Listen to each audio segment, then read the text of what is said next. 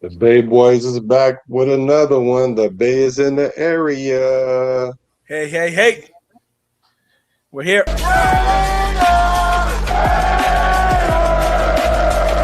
Just win, baby.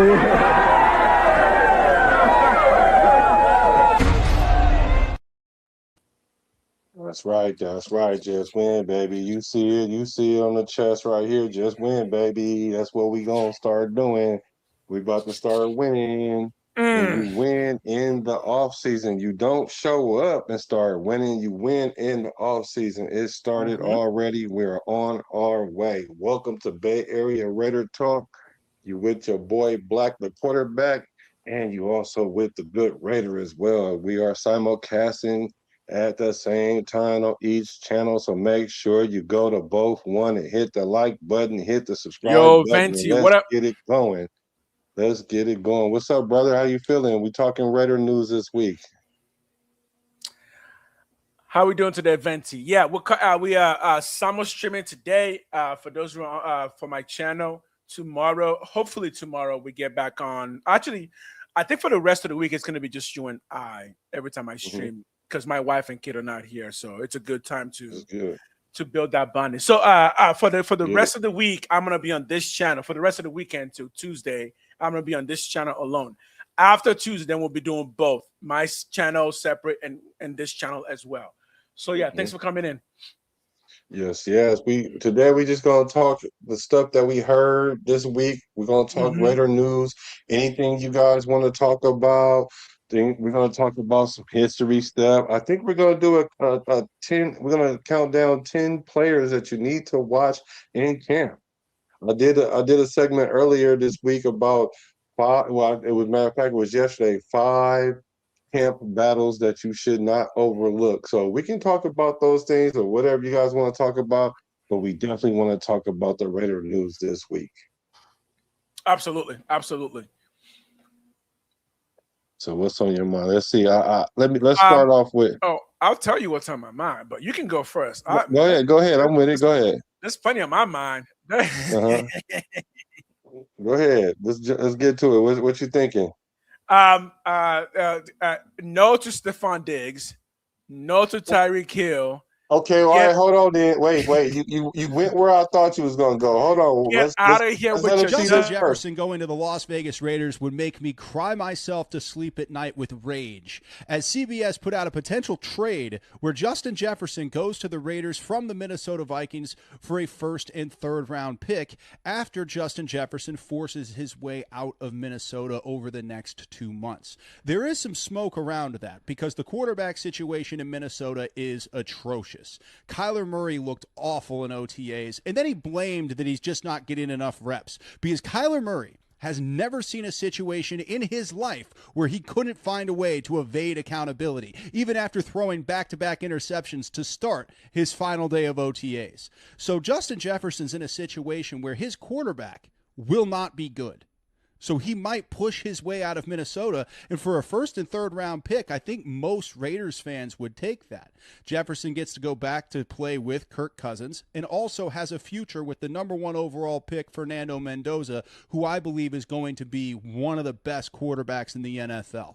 And if Justin Jefferson also believes in that, he could do a lot to develop Fernando Mendoza. So again, this from CBS would be an unmitigated disaster. However, there's a real path to it happening, and it's going to drive me insane if it does, because I still believe Justin Jefferson is the best wide receiver in the NFL.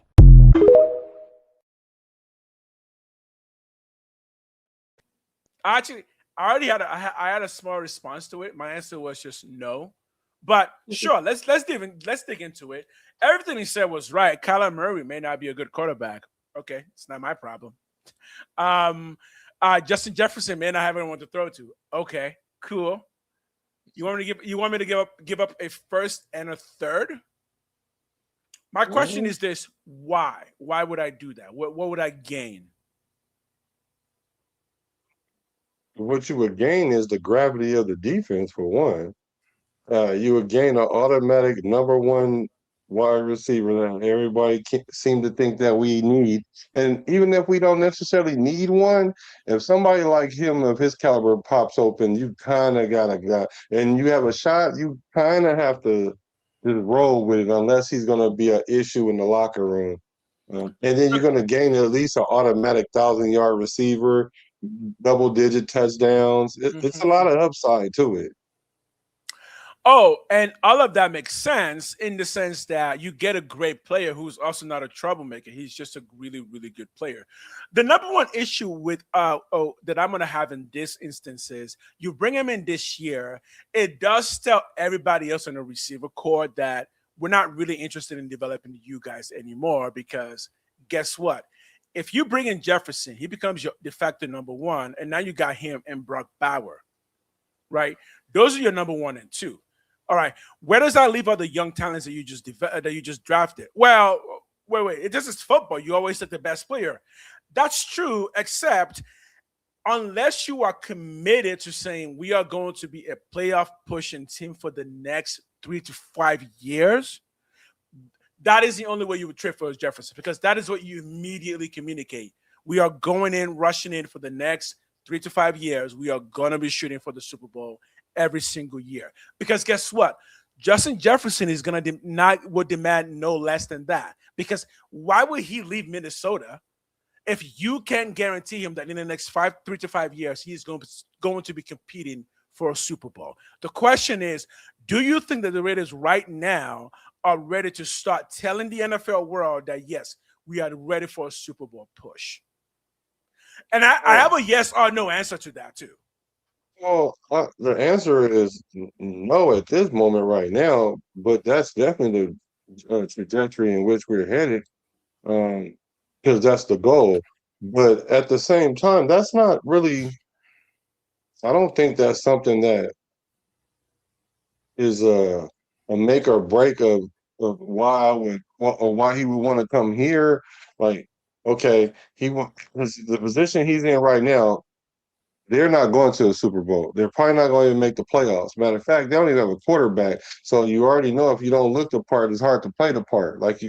Similar to what you said, and they don't have the part.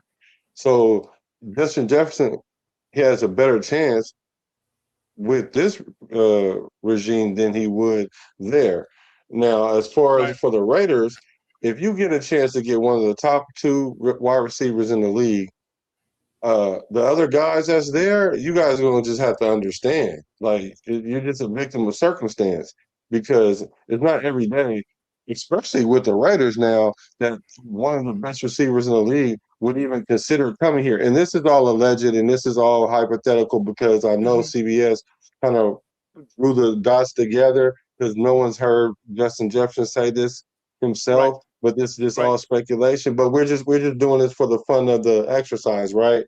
And so the mere fact that the Raiders can be linked with top tier players and it really not be a joke, that to me tells me a lot about where we are headed already, and we haven't even played a game this year.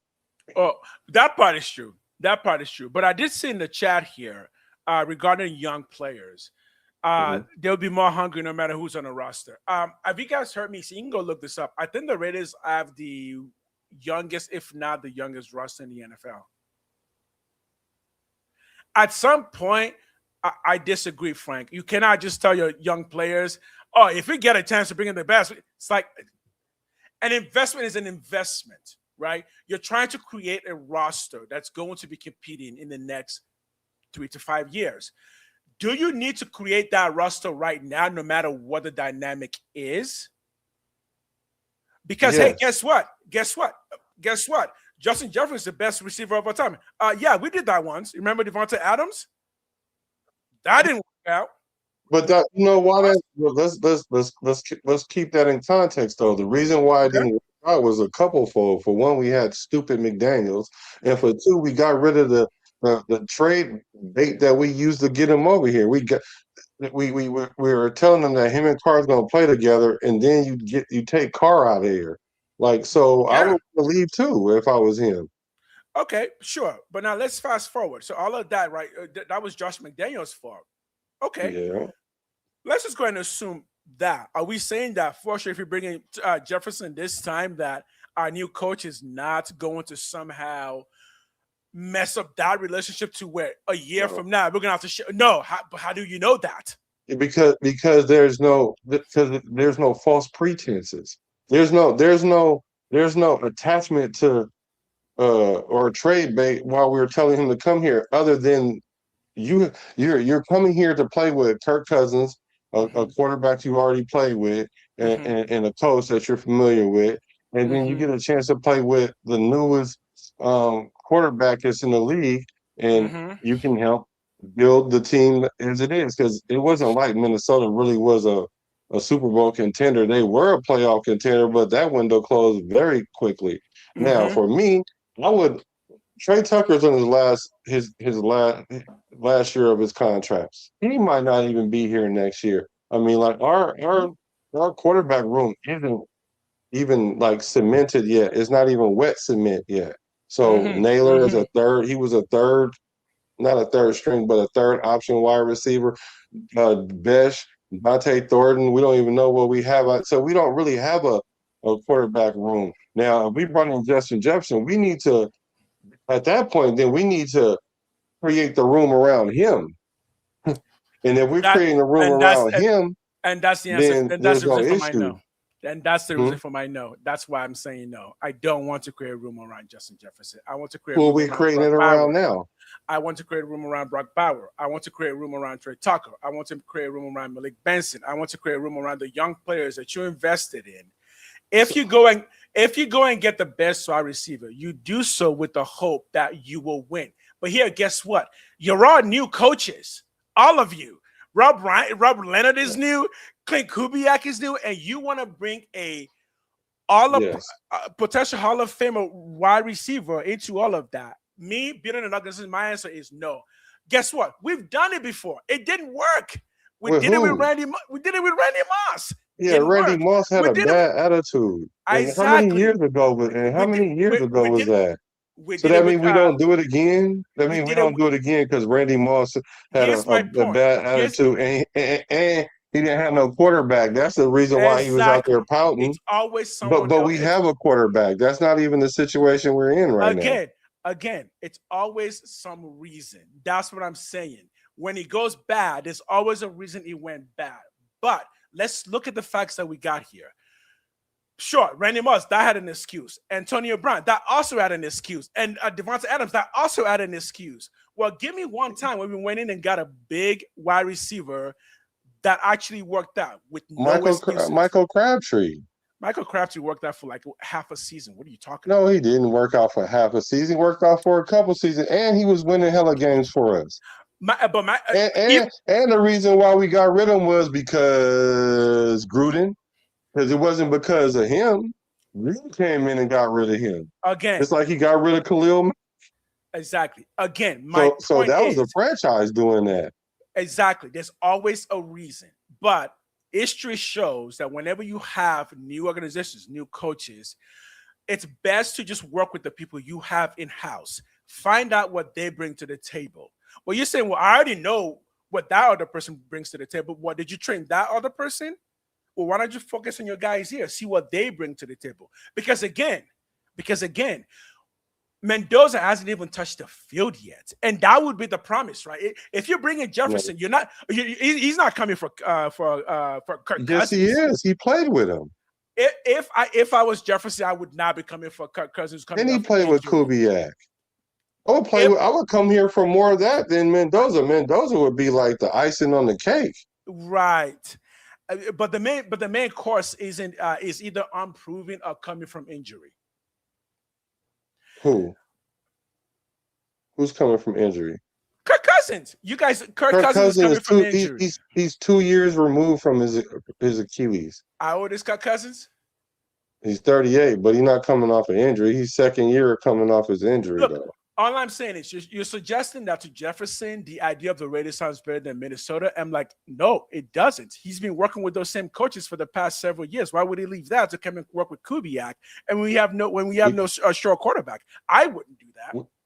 I bet you both our quarterbacks is better than those two quarterbacks they got. Sure. Even we can even put AOC in there and say AOC our quarterback room is much better than their quarterback room for sure. Even if Uh-huh. we took Kirk Cousins out of it, Mendoza and AOC, that would be better than what they got going on over And there. all of So that sounds great as a fan.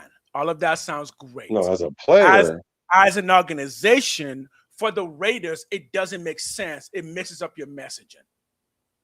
the messaging, we don't have no messaging in the quarterback. Yes, I we mean, in do. the wide receiver room No, no, no. because Just Malik for one, Malik Benson, right? So we're relying on a sixth round, fifth round wide receiver. Then we were relying on two wide receivers that we got last year draft, but we don't know what they got. Then we hmm relying on a third option wide receiver and hmm Trey Tucker, which is probably in any other room he would be the second best wide receiver, or at best. I mean, because his best season is only 700 yards. I mean, like right. that's not wowing the quarterback room. The wide receiver room, any wide receiver that got 1,000 yards would come in and be an automatic number one wide receiver, even with Tucker there. So Okay. it's just kind of like you can see, like you were starting to say, I can see if we were talking about Diggs. I would say absolutely not. I can see if you was talking about an Ayuk. Absolutely not. I can see hmm if you was talking about Tyreek Hill. Absolutely not.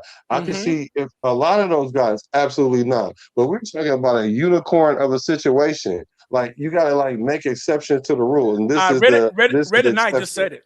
Red and I just said it. We don't need Jefferson. We have Bowers, but Jefferson would be cherry on the ice. I don't want cherry on top yet. I don't Our know what the our main our meal is. I our don't want a best cherry. receiver can't be the tight end. You guys, I hope you guys understand that No, your no, no, your no, no, best no, receiver cannot no, be no, the no, no, tight end. no, no, no, no. Your best receiver can have the most yards and the most touchdowns. Your tight end can be that. Yeah, Your but he tight ends can't can be be your that all best day. receiver. Well, he doesn't need to be your best receiver. He just needs to be the He best is our person on the best field. receiver. He just needs to be the best person on the field. No, no, but no, we don't need him. See, the thing about it having a tight end is being the best receiver on the field. That's how you get your tight end hurt. Like I, because for one, if you don't have focus on the boundaries from a wide receiver, and all they gotta do is focus on the middle of the field of this guy primarily, then that's the issue because he's gonna get hurt. Because he's gonna have two or three people around him at all time. Yeah, he's gonna make some catches. Yeah, he's gonna get his yards, but they're gonna hurt him because of so he's the you want main to, focus. so you And want that's a to, lot. Go okay. ahead. So you want to fix that issue by one, giving up your first and third next year, and paying Jefferson 40 million per year just to make. I no, I'm I no, don't know I'm about I not don't know doing it. about I don't know about 40 million a year, but I don't have a problem giving up a 30. first and a third because let's say, for Right. example, we play this year and we realize we need a wide receiver. Even hmm if we went out last next year and in the first round go get a wide receiver, Then you just trade for you're Jefferson. Then telling me there's no wide receiver in college that's Justin Jefferson. So essentially, the only thing we're giving up is a third round because we were going to go out and get a wide receiver anyway. So the only thing we're really giving up is a third round, and to me, I would take that every day and twice on Sundays, I and would on not take. Mondays, I and so on I Thursdays. and I wouldn't take it on Saturdays. I just wouldn't take it. I get it. It makes so much, but still, I don't know what I've got in house. After the 2026 season, then we can talk about bringing in somebody if we don't have that somebody. It doesn't make sense. You've already done OTAs. The good news from your receiver core is already coming. Let's not forget, good players players get better, right? So Justin Jefferson did not come into the NFL as the number one wide receiver in the history of the NFL. You actually have to work together. Are you telling me right now that you do not believe that any receiver that you have on your staff, on your crew right now, that none of them have the capacity to become a Jefferson? So you're going to go No, spend 30 absolutely million per not. year. Why not? What's the reason? Not the What's the reason. reason? I'm What's the gonna tell reason? you the reason why. Mm-hmm. Because did Justin Jefferson come into the league, trickled into the league, or did he come in being a boy already? He came in being a boy already. Like Okay. Tucker is ascending to that. He hasn't even had 1,000 yard season yet, so he's not even really a major factor He's not someone you're going to have to roll your defense around over. You're not going to have to double team Tucker. I promise you, you won't.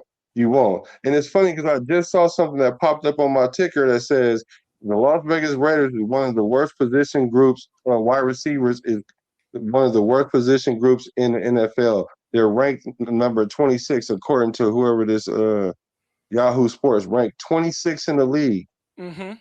Right? So you telling me that we are so bougie at 26 in the league that we want to see what we have so we can try to elevate from there. And then we add Justin Jefferson, that automatically will move us up 10 spots just by Here, having Justin Jefferson. here's Because what I it'll be say. so hard to game plan for Bowers and Jeffersons. You No, can't you won't. double team neither one of them guys. You don't need to. Again, there are no persons in the NFL that just by them existing automatically makes a team Super Bowl ready. You have to work on those things. Why would I not take Jefferson? Again, I don't know what I've got anywhere.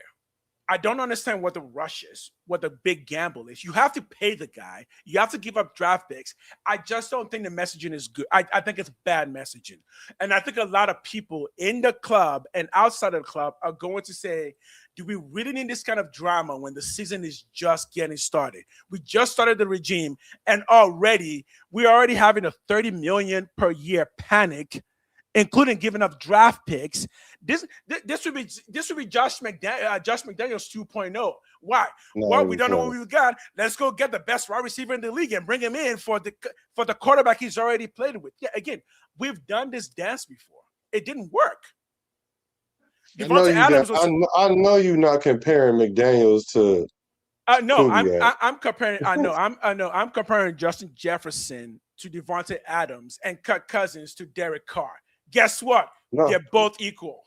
Yeah, but they are. I would agree with that. But So we're not telling Justin Jefferson, hey, you guys are we're bringing you in for Kirk Cousins because everybody knows Kirk Cousins is he's kind of like a parking meter in San Francisco or downtown Oakland. You better keep putting coins in that thing before it expires because what's exactly going to happen is he's either going to play good and then we'll keep extending him or he doesn't play good and he's going to go. But Jefferson will know that we already have a franchise quarterback. It's not like it's going to be some secret or something like ambushing him, unlike what happened to Devontae Adams, because you went from Derek Carr to Kano and Gardner Minshew. Like, come on, man. That will mess with you.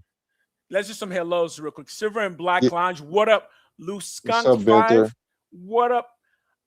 Here's what my thought on that is. Again, my song is kind of generally the same. We've got a good. We believe the general manager is good, right? We believe it. This is our Davis own words, right? We believe the general manager is good. We've got a good one. We've got a good head coach. We've got a good coaching staff. We got some good players in place. Guess what I say? Cool, we're going the right direction. Let's not F it up by panicking and trying to bring in the number one wide receiver in the league. I just don't think we need that. I think we can patiently continue to build this thing that we've been doing for a bit of time. And I think in the next 2 to 3 years, then we'll be having a conversation of who do we bring in to get us to the Super Bowl? Because again, if you're bringing Jefferson, is it going to get you to the Super Bowl? Then why would you bring him in if he's not going to get you to the Super Bowl? Guess what? We won 4 games last year. No, he's a piece that's going to get us to the Super Bowl. There's not one player that's going to get us to the Super Bowl. Bringing in Mendoza is not going to be what brings us to the Super Bowl. What's going to bring us to the Super Bowl if we can collectively get a roster of 53 players or however many to 52, 53 players that's all in on the same agenda. And if we can go get a player of the likes of Justin Jefferson, this is like I'm saying, any other player, I would agree with you, right? Right. Any other player, I would agree with you, right? Any like mid-level wide receiver or whatever, I would agree with you. But this is one of those situations like if you have like a rocky relationship, but you're trying to see where it go, but then Beyonce or Rihanna want to give you their number, and they thinking and they want to date you, bro. You gotta make an exception to the rule, man. You might have to break up Sure. what you got going on, and that's Sure. what I mean, I'm. I'm married. My stuff ain't breaking up no day. Not for no No, no, not for no, no no, no, no, Beyonce. no, no. But that's because you have a solid marriage. No, we don't have a solid But here's wide my receiver point. room. But Our, that our is wide my point. receiver room is not even. Right. It's ranked near the bottom of the league, and you can see why because we don't have I a wide receiver. I get it, but that is my point. You've already started this program where at OTS players didn't even have the shield on their helmet. You already made them go through all of that. You earn your shield. And the season's about to start, and then you go and get Jefferson. What, he doesn't have to earn his shield? He just gets a pass because it's Justin Jefferson? Oh, No, no, no, no. yes, yeah, No, because we no. know what he does. I don't care what he And does. plus, As a anyway, earning a shield that was just a mind thing that hey, coaches do. Like it's a thing. It's a they, thing. they You were they cannot were gonna have their shields by preseason but you regardless. Like but you can't ruin your messaging. It just reeks of panic. It the reeks of Raiders is panic. not the best at messaging. I don't think that's what we lead with. But what do you Look at think that. about He's this saying though? it. Rice, Antonio Brown, Devonta Adams, Javon Walker. Dude, we've tried And this all before. Let's but that don't build hurt. in That didn't hurt house. nothing though. Let's What did that build in hurt? house. It didn't help. No, it That- didn't help. So we gambled on somebody that didn't help. Okay, cool. I, Because because a lot of it was a character like Antonio Brown. He didn't even make it to preseason. So I don't know why we're using him, but we could use him though because that's a right, character issue. Like right. Jefferson doesn't have character issues that we know of. But Yet. here's my question though. Uh-huh. Well, how do you feel about this? Frank White makes a very good point. Man, if we don't get Jefferson, someone in the division will. So No, imagine if he went to Kansas City. he What you won't. mean, no? Fine, Why wouldn't he fine, go play with fine. Mahomes? If he goes to Kansas City, let him have him. Who else We would they would get not? beat down. They already have everybody. They already have, at some point, they just have too many names that it's just going to be easier to skim against them because their problem is going to be how do you skim all these people that you have? Yeah, let them load up. Again, we've already made this clear. We're not ready for a Super Bowl push yet. Let them spend all their money loading up. Fine. They'll win the next two Super Bowls. Are we going to compete with them in the next 2 years? No, we're not. Let them do that. Let's build our core players that we invested in. Let's build them. Again, if you try and trade Max Crosby in the offseason and then you trade for Jefferson right before the season starts, what is your messaging? It would just confuse everyone. You're trying to get rid of one club leader and then bringing in somebody else's club leader because he's disgruntled with them. Well, if he's disgruntled with them, why would they all of a sudden get to you and be happy? Why would he show up on day one and he's like, "Oh, I'm ready to go"? Okay. So since we talking messaging then, right? Is that the reason why that he's sitting up there saying that Aiden O'Connell is pushing Kirk Cousins and Mendoza when we know that they're not on the same level? Is that the messaging thing that we talking about? Wait, Because who's if doing that's that? what you're telling me, huh? Who's doing that? Who did that messaging? You talking about the coach? Kubiak said that. Oh, Kubiak said I wouldn't sleep on Aiden. Aiden is pushing Mendoza and he's pushing Kirk Cousins. And we right. know dang on well that Aiden O'Connell don't have a shot to start this year. But is that the messaging thing that we talking about? Because if that is what we're talking about, then okay, cool. If we're going to be consistent with that, we're going to be consistent all the way across, and we're going to think about messaging, and it may bring in bad messaging. Or to me, it could bring in the messaging that we're willing to do anything, especially spy tech, to make it happen. Because we dang No. near got rid of Max, Right. right? But We that's dang near got rid of Max. We went and we go out and somehow get Jay Jettis. That's uh-huh. telling me that we're really doing anything. Because even the times that we failed, when we failed with Devontae, that's because we were swinging for the fences. When we went Right. with Antonio We Pierce, were we were swinging for the swinging for the fences. fences. When we Both went with Antonios. yeah, both of them. And when we went with Pete Carroll, we were swinging for the fences. Now, granted, it didn't work. Right. Even Chip Kelly, we were swinging for the fences. I'm not Perfect. mad at us swinging at the fences, but the thing is, if it ain't gonna work, then cut bait quickly. Don't do like the Raiders do, double and And I triple down on it until the franchise is to a point that is so hard to recover that it takes 2 or 3 seasons to do so. Okay, but here's what I think. I think John Spytek has made it pretty clear that his messaging is not swinging for the fences. That right now his messaging is we need to build the core player base in here that people want to come and watch here because we need some breakout stars. And I think that's where the Raiders are now. If you bring in Justin Jefferson, you will stunt somebody else's growth. Now, does that matter ultimately? Nope, because it's their fault, whatever. I get that. I get that. But the messaging right now is we need to build the base. When you come to Las Vegas Raiders, who are you coming for? We are going to get that. And then we're going to build around those people. We already have one of them for sure, right? We already have Brock Bowers for sure. We already have Genty for sure. Again, you don't need to bring in Jefferson right now because it doesn't make any practical sense. It's just like it would be extra, but you haven't even proven that you can do well with what you've got, let alone you're already looking for the dessert. You're not gonna do better. You're not gonna do better without him. I promise you. This wide receiver core is not gonna do better than Jefferson by itself. Look, Like for real. Jefferson might have more yards than like two top wide receivers this year. here's the And if question. he don't, he gonna be within 150 yards. He Okay, might score more touchdowns than our top two wide receivers. Like true. we're talking So, about Justin Jefferson. We ain't talking right, about. We're not talking about. It's only two wide receivers that will fit this conversation. It'd be Justin Jefferson and Jamar Chase. And right. I really probably wouldn't even go with Jamar Chase. Uh, I'm lying. I would go with Jamar Chase. So Okay. them is the only two exceptions to the rule, bro. I So agree with answer, everything yeah, else you're saying, but these okay. two guys are the exception to the rule. So answer me this: if they're the exception to the rule, how come their team doesn't win?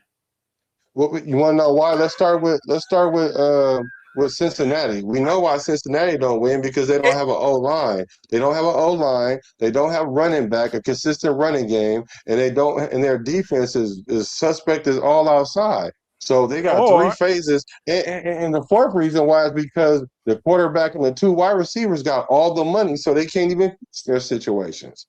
okay, Now, go the ahead. teams that win are teams who build. And then once they've built, you'll see them make that splash play, right? Look at the Rams. They do it every year. But the Rams didn't start their dynasty by trading for everyone. No, they started their dynasty and went to the Super Bowl with Jared Goff. And then after Jared Goff realized there's one missing link, which is somebody who can just throw with a One little player. bit more accuracy. And then they brought in Yeah, that play. But they already had everything else. We don't right. have anything else. Yes, we do. What do you mean? On offense, we went We out Tyler haven't Linden. we haven't played a We game went with out Tyler any of them. Lindenbaum, so we upgraded the O line. The O line is upgraded. We have a Right. tight end. We have a running back. I mean, like I don't. The only thing we don't have is a wide receiver. Again, played. Like you said, they brought in the quarterback because Okay. that was the piece they needed. Well, we need a Right. wide receiver. That Right. would be the piece that we need. But we haven't played a game yet. That's the difference. They went to the Super Bowl. So So that's my now, point. so we gotta wait till we get almost to the Super Bowl and then Yes. go get a number one Yes. wide receiver. Yes. No, You know what? because if these wide receivers don't do half as good this year, we're gonna go get a If first round wide receiver exactly. If next year. that's And so that's been then my you whole telling me point, right? If and then, so you telling me bring in an unproven wide receiver that's never played in the NFL because that's the argument that we have right now that we Mhm. haven't even played a game yet. So we're going to rely on a wide receiver that we don't know who it is. We don't know what level he's going to be because we don't know where we're drafting at. But what we do know is we have Justin Jefferson, who's been the top wide receiver since he's been here, Mhm. since he's been in the league. Like we Yeah, know what he brings. we do. We do. There's nothing to guess about. Yeah, exactly. But it also doesn't mean that we're going to win more than 4 games. Yeah, dude. That's well, in theory, it should. In theory, it should. But things fall apart, and the reason things fall apart is when you don't build from the bottom up, the top is going to eventually crumble. And once that top starts to crumble, coaches start getting fired. Because guess what? If you bring in Justin Jefferson and it's week 8 and you're pushing 2-6, oh, guess what the conversation is going to be? Because it ain't going to be good. Look, right now, if you don't bring in Jefferson, if by week 8 things aren't going well, guess what the conversation is going to be? Let's bring in Mendoza. Let's start this thing early. Again, the messaging is going to fall apart. It's going to fall apart, and Raider Nation is going to be end up being more. How I wish that we I don't fired. care. How many coaches that we fired in the past 6 We're years? not firing That's Kubiak why no time soon, bro. bro. Kubiak is not getting fired no time soon, We bro. weren't going to fire Pete no time soon. We weren't going to fire No, he was McDaniels only no going to time be soon. here for 2 years, max. This is the same message. That's what I'm saying. This is the same message. We're not going to fire him. Let's just build. Let's just build. This is a rebuild. Let's rebuild. Build what? What can we build with two sticks and perfect. 2 sticks and a twig? That's what we have in wide receiver. Like, sure, we can start a fire, but we can't start no blaze. Right. Like we got to be realistic about our wide receiver room. Like, so here's what I'll say. If you watch Malik Benson play, I see archetypes of an Antonio Brown. He has enough playing time in college through 3 programs, so he knows he's NFL ready. Some reason, though, he's not quite breaking out. If you give him a season, maybe 2, see what he's got, you might get a breakout. Because guess what? Before Max Crosby became Max Crosby, what was Max Crosby? Some random 4th-round pick from some down college in East Michigan that nobody knew about. Again, this is why rebuilds exist.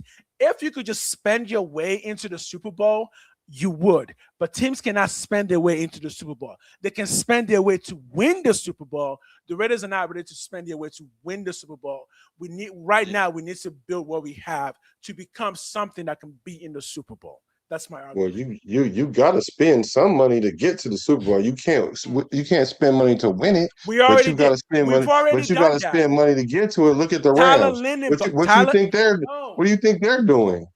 The Rams have been competing for a Super Bowl for the past 5 years. And they keep throwing more money at it. Tyler Lindenbaum, we signed him. N'Kobe Dean, we signed him. Quay Walker, we signed. How many people did we sign this year? How many people did we sign? We had to. We didn't have nobody. We had to. Yes, our roster was our roster was 0. You know how many quarterbacks we had on the roster at the end of the season? 1. We had 1 quarterback. So of course we had to go get quarterbacks. Okay. You know how many linebackers we had?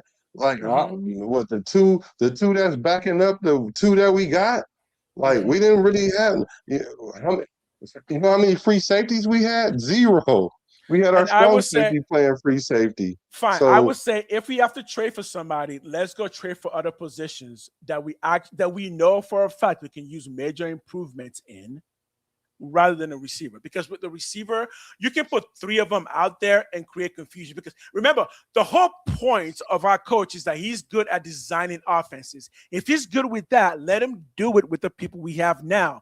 You don't need to give him a $30 million guy to show that. Show us JSN. That's true. Show us JSN. JSN did not come into the league as a number 1 pick. He didn't.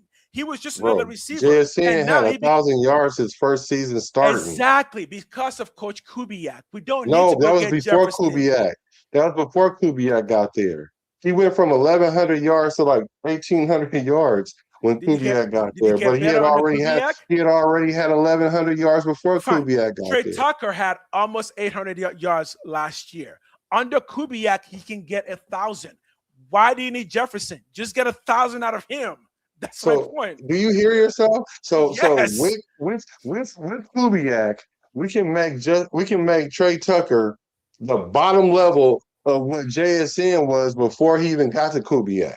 So you're telling me that means Tucker can only get so high. He's not. Tucker's not about to have 1,700 yards. He's not about to have 1,500 yards. Okay. He's probably not even going to have 1,200 yards. Okay. Like, why would he not get 1,200? The quarterback play last year was garbage. He's not that. Because he's not that good. No. But you said the quarterback play last year was garbage. O-line play last year was garbage. Running back play last year was decent.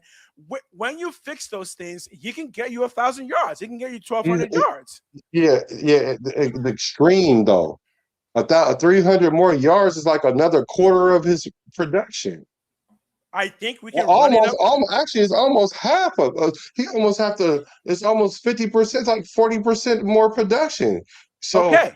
So let's just say we shore up all those things that we are just talking about, and then he barely gets to 1,000 yards. And what I'm saying to you is JSN was already that before even Kubiak got there. Okay, He was already 1,000 yard receiver. So now we're building up 1,000 yard receiver. So what we think he gonna be like 1,200 the next year after that? No, he's gonna cap out because Tucker is not. As much as I love Tucker, he is not that good, and we're not scheming that great because it's not about just scheme. okay. He's not here because of scheme. He's here because of the type of person he is. And plus, anyway, we don't even know if we're going to keep him because this is the last year of his contract. Again, but those are all hypotheticals. Like Justin Jefferson is proven, so he'll be better for sure. But again, you can't guarantee me getting more wins for $30 million a year and a first round loss. But he's incredible. It's like, yeah, but so is Bowers. Okay, let's say, what about this? What about Trey Tucker with Kubiak gets 300 more yards? Now he's at 900. Just 300 more yards. Actually, at 300 more yards, he'll be at 1,000. And then let's say Brock Bowers gets 250 more yards. I mean, let's play Moneyball, right? You want to get Jefferson, right? No, I don't want to. Let's play Moneyball. I've got receivers. Let's say I've got 3 of them for the price of a Justin Jefferson. Let's just spread it on what they can do. The scheming will be better because if you bring in Jefferson, guess what? Now everybody knows Jefferson is your game plan. No, you don't know that because he might be the game plan, or it might be Brock Bowers might be the game plan. But I know one thing. Though. You gotta scheme. You gotta, as a defensive coordinator, you have to scheme both of them week in and week out because you don't know who they're gonna go to. You don't know who the Raiders are gonna prioritize. Now I don't fully agree with what but Lou now if just you said. get 3 wide receivers, 3 mid-tier wide receivers, they're not scheming for them. They're not scheming for Tucker like that, I promise you. They're not scheming for Besh like that. They're not scheming for Dante Thornton. They're not scheming for Naylor. The defenses are not going to be scheming for none of them. I promise you. They're going to be scheming for Brock Bowers. And that's going to be too much because eventually he's going to get hurt if they keep doing that. So we have to get somebody on the wide receiver to take the pressure off of Bowers. Okay, so here's my answer to that. You're right. They're not scheming for them. They're not scheming for them yet. The whole point of bringing in a Kubiak is to show that you need to scheme for these guys now because Kubiak knows how to scheme for them. That's the whole point. If you bring in a Kubiak and then say, "Oh, dude, he cannot fix his wide receiver room. Let's go get somebody." No, the whole point is this: let them scheme for what Kubiak is going to do. And now Lou just said it right. And he said Tim Brown was homegrown. Do it the right way.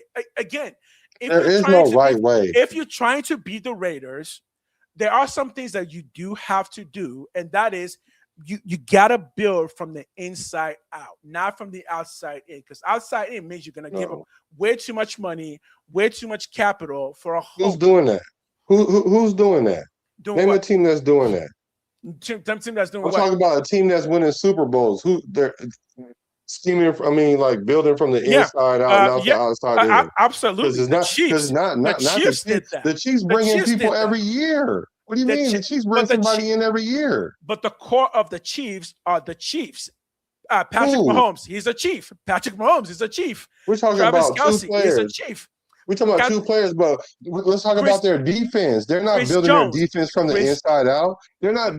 They bring in a different receiver every year. Like they're not bringing somebody that they drafted and then making him their prioritized wide receiver. They're not doing that. They're not even doing that with their running backs. They just got a running back from where? Seattle. So they're not building from the inside out. They're not. Okay, are they spending $30 million a year on other people's players? They're not. Their most paid players are players that they built in-house. Who? This stuff Mahomes? Their most expensive player also happens to be the player that they groom themselves. That says a lot to the fan base. It says a lot to the other players that are there. It says that you're going to believe in us to develop our skills rather than just bringing in people and paying boatloads just to bring in somebody else because you don't think we can develop to the level of a Jefferson. How old is Jefferson? 28? 27. He's 27. 27. But what? And he just We, turned 27. we've But got what players that player? are 5 years younger than that. We've got But they're younger not. players. They're not even close to him though. But They're not. name a player that Kansas City have that they drafted. Talking about Mahomes, the quarterback, because all the teams will draft a quarterback. We're talking Uh, about their whole team because you said we're going to build the team from the inside out. So name a player, and Kelsey been there hella long. So let's not even use him. Name uh, another player outside of them two players that they've drafted. Since they've had them two players, name a uh-huh. player that they've drafted that they've just homegrown. Okay. Like You know what? You know why we can't name them? Because every time the Chiefs win a Super Bowl, they lose those players to other teams. like who? Yeah, other teams go trade for those players. I want I No, want to read this I want to yeah, read this real quick. He said this Jefferson stuff is fantasy. Why would Vikings trade their best player? Also, would he ask again, to exactly. would he actually come here? Another team not better than the Vikings. Again, First of all, we're better than we're going to be better than the Vikings this we're year for going sure to be. because they don't even have a quarterback. But second of all, Justin Jefferson, he doesn't. Me personally, I think it would be a this year thing that we would get Jefferson. If we were going to, this 1% chance that we're going to get Jefferson, I don't think it would be a this year thing. I would probably not Okay, necessarily want it to be a this year thing either to see that's my what we point. have, right? But if next year comes and he says, look, last year was my worst year. I had 1,000 yards and I barely got that thing. And then this year, I barely got it or I didn't get it. Matter of fact, I have no more guaranteed money on my contract. I'm out, right? They're Okay, going to trade him. They're going to trade him. They're so going to I trade him to somebody. so I am willing to concede this. I would say this. I'm not necessarily saying we don't need or want a Jefferson. I'm just saying not this year. At the very least, give me till trade deadlock to the trade deadline to see if none of our receivers are not emerging. And we've won like 5 games. We need a little bit more. Look, it's still a wide receiver. Let's go trade for Jefferson. Right now, though, I think the messaging will be too bad. I think the locker room will be unhappy. And I don't even think Jefferson himself will be particularly happy because there's no guarantee that if we were talking about trading him to the Rams, yeah, the answer on both sides of that would be a hell yes. But right now, if we're having this conversation, it means that Raider Nation will be very split on bringing somebody like a Jefferson in, and you don't want to do that with $30 million per year, and give up a first and a third for again the fan base saying, "Why are you doing this?" And right now, there's at least enough split to tell me that no, the fan base is not ready for that. They will be very split on this. If he was going to the Rams would not be split. That would make sense. Right now, it doesn't. I don't Exactly. know. Yeah. But I think I, next year. I think next year, maybe next year. But again, we'll see. We'll see. yeah, then I think for sure, like we got to see what we have. But I know Yeah. what we don't have. Yeah. We don't have a Justin Jefferson on this squad. I don't care who breaks out this year. Right. We There don't is have a no one's Justin going to break Jefferson out like Justin yeah, Jefferson at how the he wide play on a receiver normal. position. At the wide receiver position, you're right. We don't. But we Yeah. do have some good lights there. We can use Brock Bowers to draw out some of the skills in our wide receiver core. Because again, this all comes down to scheming, guys. And this is the excitement. It's not just that Brock Bowers is the best tight end in the league, it's that Brock Bowers' particular type of skill set does scheme really well with having receivers around him because Brock Bowers can pretty much do everything except be an X receiver, right? Again, Jefferson will just add another level that I just don't know if it's necessary, man. We have the pieces in place. We've got them. We've got speed. We got guys who can catch. We got guys who can possession receive. We got guys who can go deep. Justin Jeffersons are developed. They don't just drop out of a tree. They're developed. I'm just saying, let's develop our own Justin Jefferson. If he want to leave Minnesota, that'll be him dropping out the tree. I promise you. If he want Yeah, to leave Minnesota and play with Kirk Cousins and Kubiak, and yeah, he feeling what the Raiders doing, and he want to wear that silver and black because most players want right. to wear that silver and black, then he will I got fall that. out of a tree, I got that. right? And And here's that'll be what I say. and why we Yeah, gonna look a gift horse in the mouth? Why we gonna do that? Like that's a gift for us. Just like the Max Crosby thing. When was the last time something great like that happened? Usually we're at the bottom at the tail end of the stick when something like that happened. This time, not only did we get the players that we went out and got a free agency, we actually got our best player on defense back too. Like that never happens. So if Justin Jefferson being willing to come to the Raiders, I think that could be nothing but a good thing to me. Yeah, if he want, if it's like he just wants to come to the Raiders, that's just his dream. Oh yeah, then bring him on. I have no issues with that. But at Yeah, that point, the messaging will be different. If yeah, that's Jefferson's true. just like, yo, no, I want to play for the fucking Raiders. I'm a Raider. Oh yeah, that's a Yeah, completely different messaging. yeah. All Okay, of okay. I see what you're all of Raider saying. Nation would, yeah, exactly. Like we're just talking speculation. Yo, Yeah, yeah, Jefferson, yeah. if you actually want to come to the black hole, brother, you, Right. you're gonna have the best fan base in the world. I guarantee you that. But right now, yeah, I don't think he wants to. I think there's just a lot of people making noise around him. Oh yeah, we know it's just noise because it's that time of year and somebody just took a dot from way over here and a dot from way over there Over and there. then just drew a line drew a line to it and it was a straight line. So everybody was like, well, ain't nothing Someone, else to talk about. So I we're gonna guarantee you, talk about Justin Jefferson. So someone sitting up there going, Minnesota's really cold. Las Vegas is good weather. Let's connect the dot. He might like that. yeah, he might exactly. Right. Oh, man. Because even so much that we even because normally if something sounds so egregious, I wouldn't even touch it, right? But Right. the fact that that 1% logic, I mean that 1% is actually a straight line though. That Yeah. little 1% is an actual straight line though, right? Because he really could be like, look, y'all messing with me, these quarterbacks. Y'all messing up my money because I'm at the end of my contract. I really want to get another big contract because I'm 27, right? I'm Uh-huh. trying to Uh-huh. break the bank on this contract, but y'all giving me a quarterback that's going to give me another 1,000 yards when I'm a 13, 14, 15 yard, 100 yard or more. JSN just has 17, 1,800 yards. That means Jay Jettis need to go get like 1,600 yards if he want to get paid.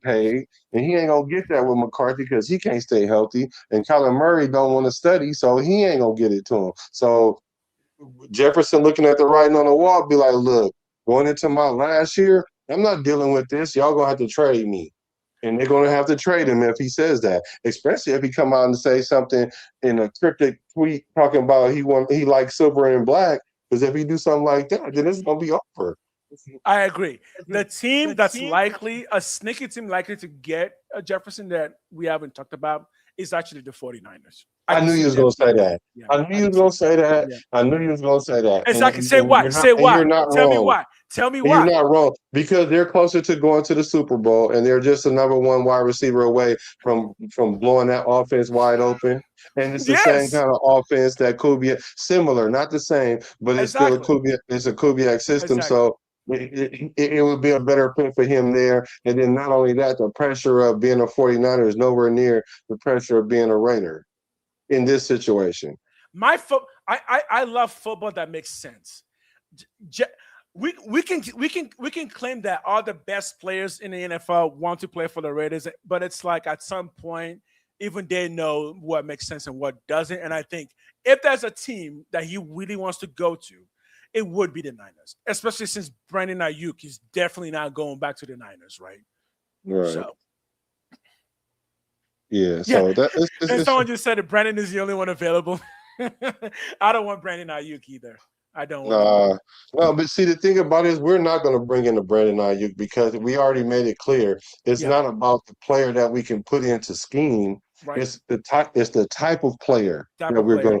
And the type of player you've seen that they've been getting is all high character players. They'd rather go get a Trey Tucker that they know have a good character than go get a Brandon Ayuk or go get a Diggs or go get somebody that might have a character issue Hmm. that we've already seen have a character issue. So they're already going to steer clear of that.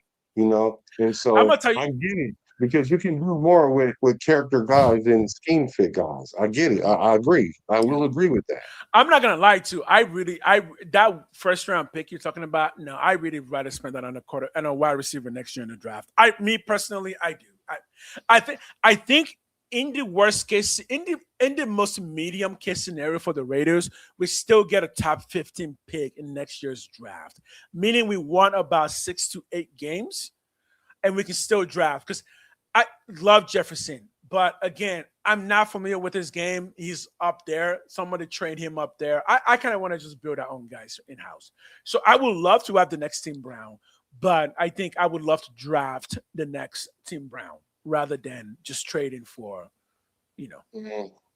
Bro, hey, ideally, I would rather do that, but I wouldn't want, bro. So this worked a couple ways.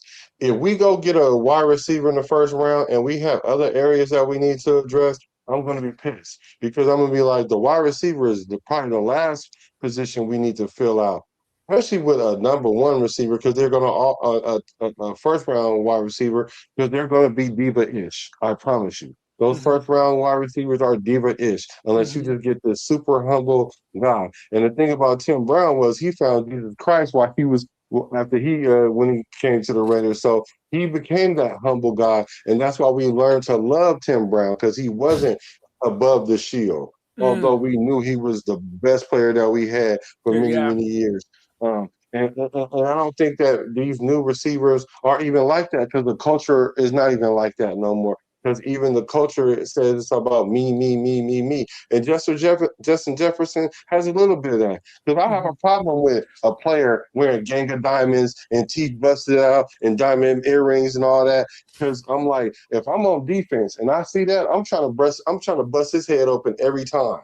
I mean, I'm trying to hurt him every time, just because you're a prima donna. You ain't out here to play football. You think it's a fashion show? Right. But he's so great at what he's doing. You gotta be great if that's what you're gonna do, right? And all I'm saying that to say is the dynamic of wide receivers or just players in general is different than Tim Brown going to go get a humble guy like in the first round. We're not gonna do that. Now you might can find that in the Malik Benson, right?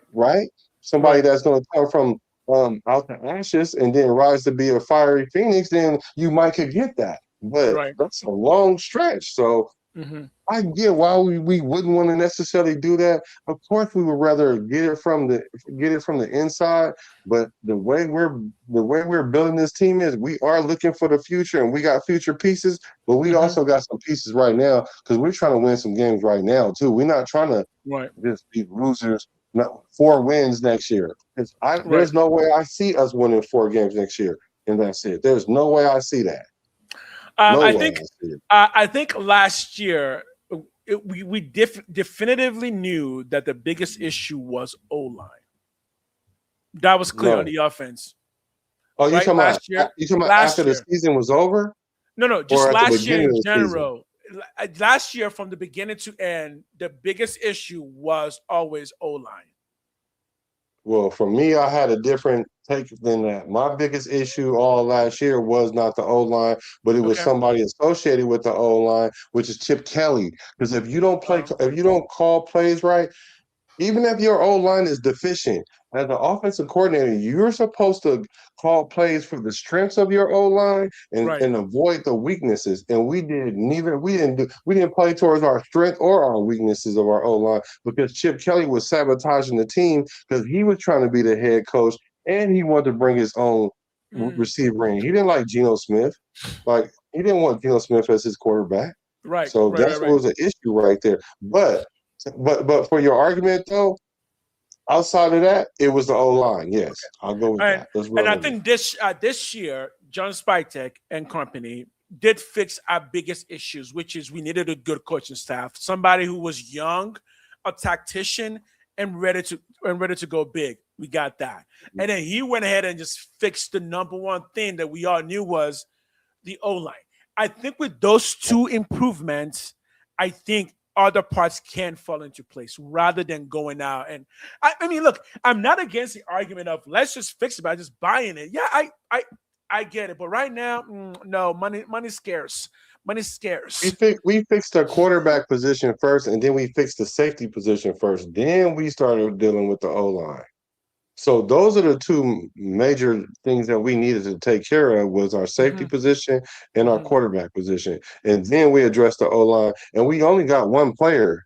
Yeah, yeah, Cause we got a free agent and we got one player in the draft from the O-line. Yeah. So really and now we got two players in free agency because we got Burford and Linderbaum. And Linderbaum right, was like getting a player and a half or two players. right, So right. we did address those things, and I think Spike Tech did an awesome job of taking care of multiple positions. Are all the holes done? No, but we had like about 15 holes in this boat. We was Swiss cheese up in this thing. So at least we plugged some of them up, and we're not Right. sinking as fast. A couple of our people could put our hands in a boat. We might got a little leak, but I hope it's not a big leak. And if it is a big leak, then we can handle that next year in the off season because we Exactly, know where the exactly, big leaks are on our exactly, team. exactly. Yeah. And again, like I look, if Jefferson wants to come to the Raiders, bring him to the Raiders. But I do think there is very good logic and sense in saying let's let's just wait at the very least to half the season. It's not like we got a bunch of scrubs as receivers. They are in the 1% of in the world when it comes to football. This guys did get drafted. You know what I'm saying? So it's Hmm. not like Malik Benson just could not in any case be anywhere near as good as Jefferson. No, there's a pathway. There's a pathway. Jack Bash can become a good 800-yard possessive receiver. That is possible based on what he's capable of. Dante Thornton could be a good 5 touchdown a year deep threat and could potentially become even better if it puts on a little bit of weight. Just because Jefferson has already done all of that work and become who he is, doesn't mean the people that we have in house can't do the same. And at some point, the messaging you tell your team could potentially cause more harm than good. And right now, I the people that did not make the team any better last year are already off the team. Everybody right now that we have did not materially hurt the team last year. So now we can kind of put those things in place. So Okay. Well, so someone let's so Lou says Jefferson if it takes a huge cut and shuts his golden grill. Oh, that won't happen. That won't happen. y'all know how that won't happen. Amber said Jefferson is my favorite receiver. I'm not against him. I just don't see him going to be a Raider. I don't see it either though. But like I said, it's that 1%, Is that that 1%? one That one percent, percent. that Yeah. 1%. So let's talk So here, about so here's what I say about that what? 1%. Yo, put in the donations, guys. Get in those donations, right? Let you guys can be the 1% of this channel. Get in those get in those Yeah, extra donations. Because right. we gotta grow this thing. We gotta grow out here. So you We ain't need lying do I need money to get a Jefferson. I don't have Jefferson money. Give me some at all. Jefferson money. Give me some Jefferson money, okay? Let me At get some all. Jefferson money. And help donate by hitting that like button. You can donate to the Yes, team right now by hitting hit that the like like button, button. It please, costs you please, please. nothing And if you guys have any topics that you guys want us to address, put a queue for question, and so that way we can see it in the chat and then we'll address it. because But here's the for thing. now, let's I can talk a Raider. I can talk a Raider for 24 hours nonstop. I will just keep right, talking and talking. So if you want me to answer something specific, you better get in there because we're gonna end at 9:30 ish. I will not stop talking till right, 9:30. So you better get right. your questions We'll in. be talking Justin Jefferson for 2 hours because we already talked an hour about him. But I do want to talk about the camp. So that's what's coming up in a few weeks here. And Ah, we want ah. to talk about 10 players that you think that we should really watch Yo, in the camp. real So quick. what are your thoughts? For those who follow my channel specifically, camp is going to be crazy for us because I'm going to do videos for every single player that's getting buzz, like in-depth breakdowns, their feet work, their hand work, their speed, their everything. I'm going to break them down so much you're going to think I'm a surgeon. Anyways, I cannot give if I give you top 10 right now, if I straight up just give you like top 10, you're going to forget a couple of them. Well, So no, we'll just start with a name or two. perfect. Let me give you. Let me say Lucky Tassi. Okay. Okay, he's 22 years old, and I feel like he's not quite ready, not this year, but We need a nose tackle. We only have one other person who's got the size to be nose tackle, and he's a little bit small, and that's Brandon Cleveland. So Lucky Tassi, it's a bit premature because I feel like he's still too young, still not there yet at 370 something. He still needs one more year to slim down. But let me know your thoughts on that. I'm going Lucky Tassi as like number 10. I think Tassi is good. The thing about him is he's still like a project. Yeah, So being that he's a yeah. project, I don't think they're gonna get rid of him. But as far as watching him to see what his growth is, Hmm. that's going to be interesting to see because we know that if he does hit, oh, it's going to be troubles Exactly, exactly. now it's going to look like Spytek was a genius. We held off on the D tackle, and he kind of was like, that we got some players in here that we want to see because similar to Hmm. the wide receiver group, like you guys are saying, Hmm. I can see that the wide receiver Exactly. group is limited, but our D tackle we don't know because Tasi he played some. I mean, we don't know what he got yet. JJ Pagias, he played fairly decent. Well, Uh what's huh. our other guy that Tonka Hemingway? These guys had 4 sacks in limited time. So we Hmm. like, wait a Hmm. minute now, hold hmm on, wait a minute. We don't need you to do everything, but if you could do that thing again like you did, do that thing again when we put you in. And then we'll take you out, put the other dude in. Hey, you do that thing you do now. And then Tasi, we need another one of them. So can you go do the thing that we know you can do? And then we can kind of have that by committee. And then huh. we can homegrown that until somebody rises to the top, like Cream, right? So I'm with you on that. I can see that as number 10, and I would agree with you at number 10. My Give me a number, quick second. Apparently, we mhm. signed somebody named Bonito Jones. Who is that? Oh yeah. He's a D tackle, 6'1", Benito but Jones. 335. What? Yeah, that's a nose. That's a nose. Oh, but he got three Mhm. sacks. Oh, 3.5 sacks. Uh, okay. That's a nose. That's definitely a Yeah, nose from Dolphins, it looks like. yeah. So Okay. we gotta see what he brings to the table. I may have to look. Yeah. Actually, this is interesting because at 335, you don't usually get 3.5 sacks. That's good. That's really good. Okay. Yeah. Someone just put that in chat. I didn't know when we signed him because he's not showing up on the official Raider team list yet. Right? I don't see him. Yeah, he's not showing up yet. Okay. So Amber, So that gives us around 3 nose tackles size wise. Brandon Cleveland, we drafted him in the 6th, I believe. He's also 325, so that's good size for a nose. So that means now we've got 2 for sure nose tackle size players. Yeah, there's something yeah, there. he's on the active roster though. He is. Yeah. So Here's a that's my number 1 to watch on camp. Yeah. So here's a question. She said, Amber says, "Will AOC be QB too?"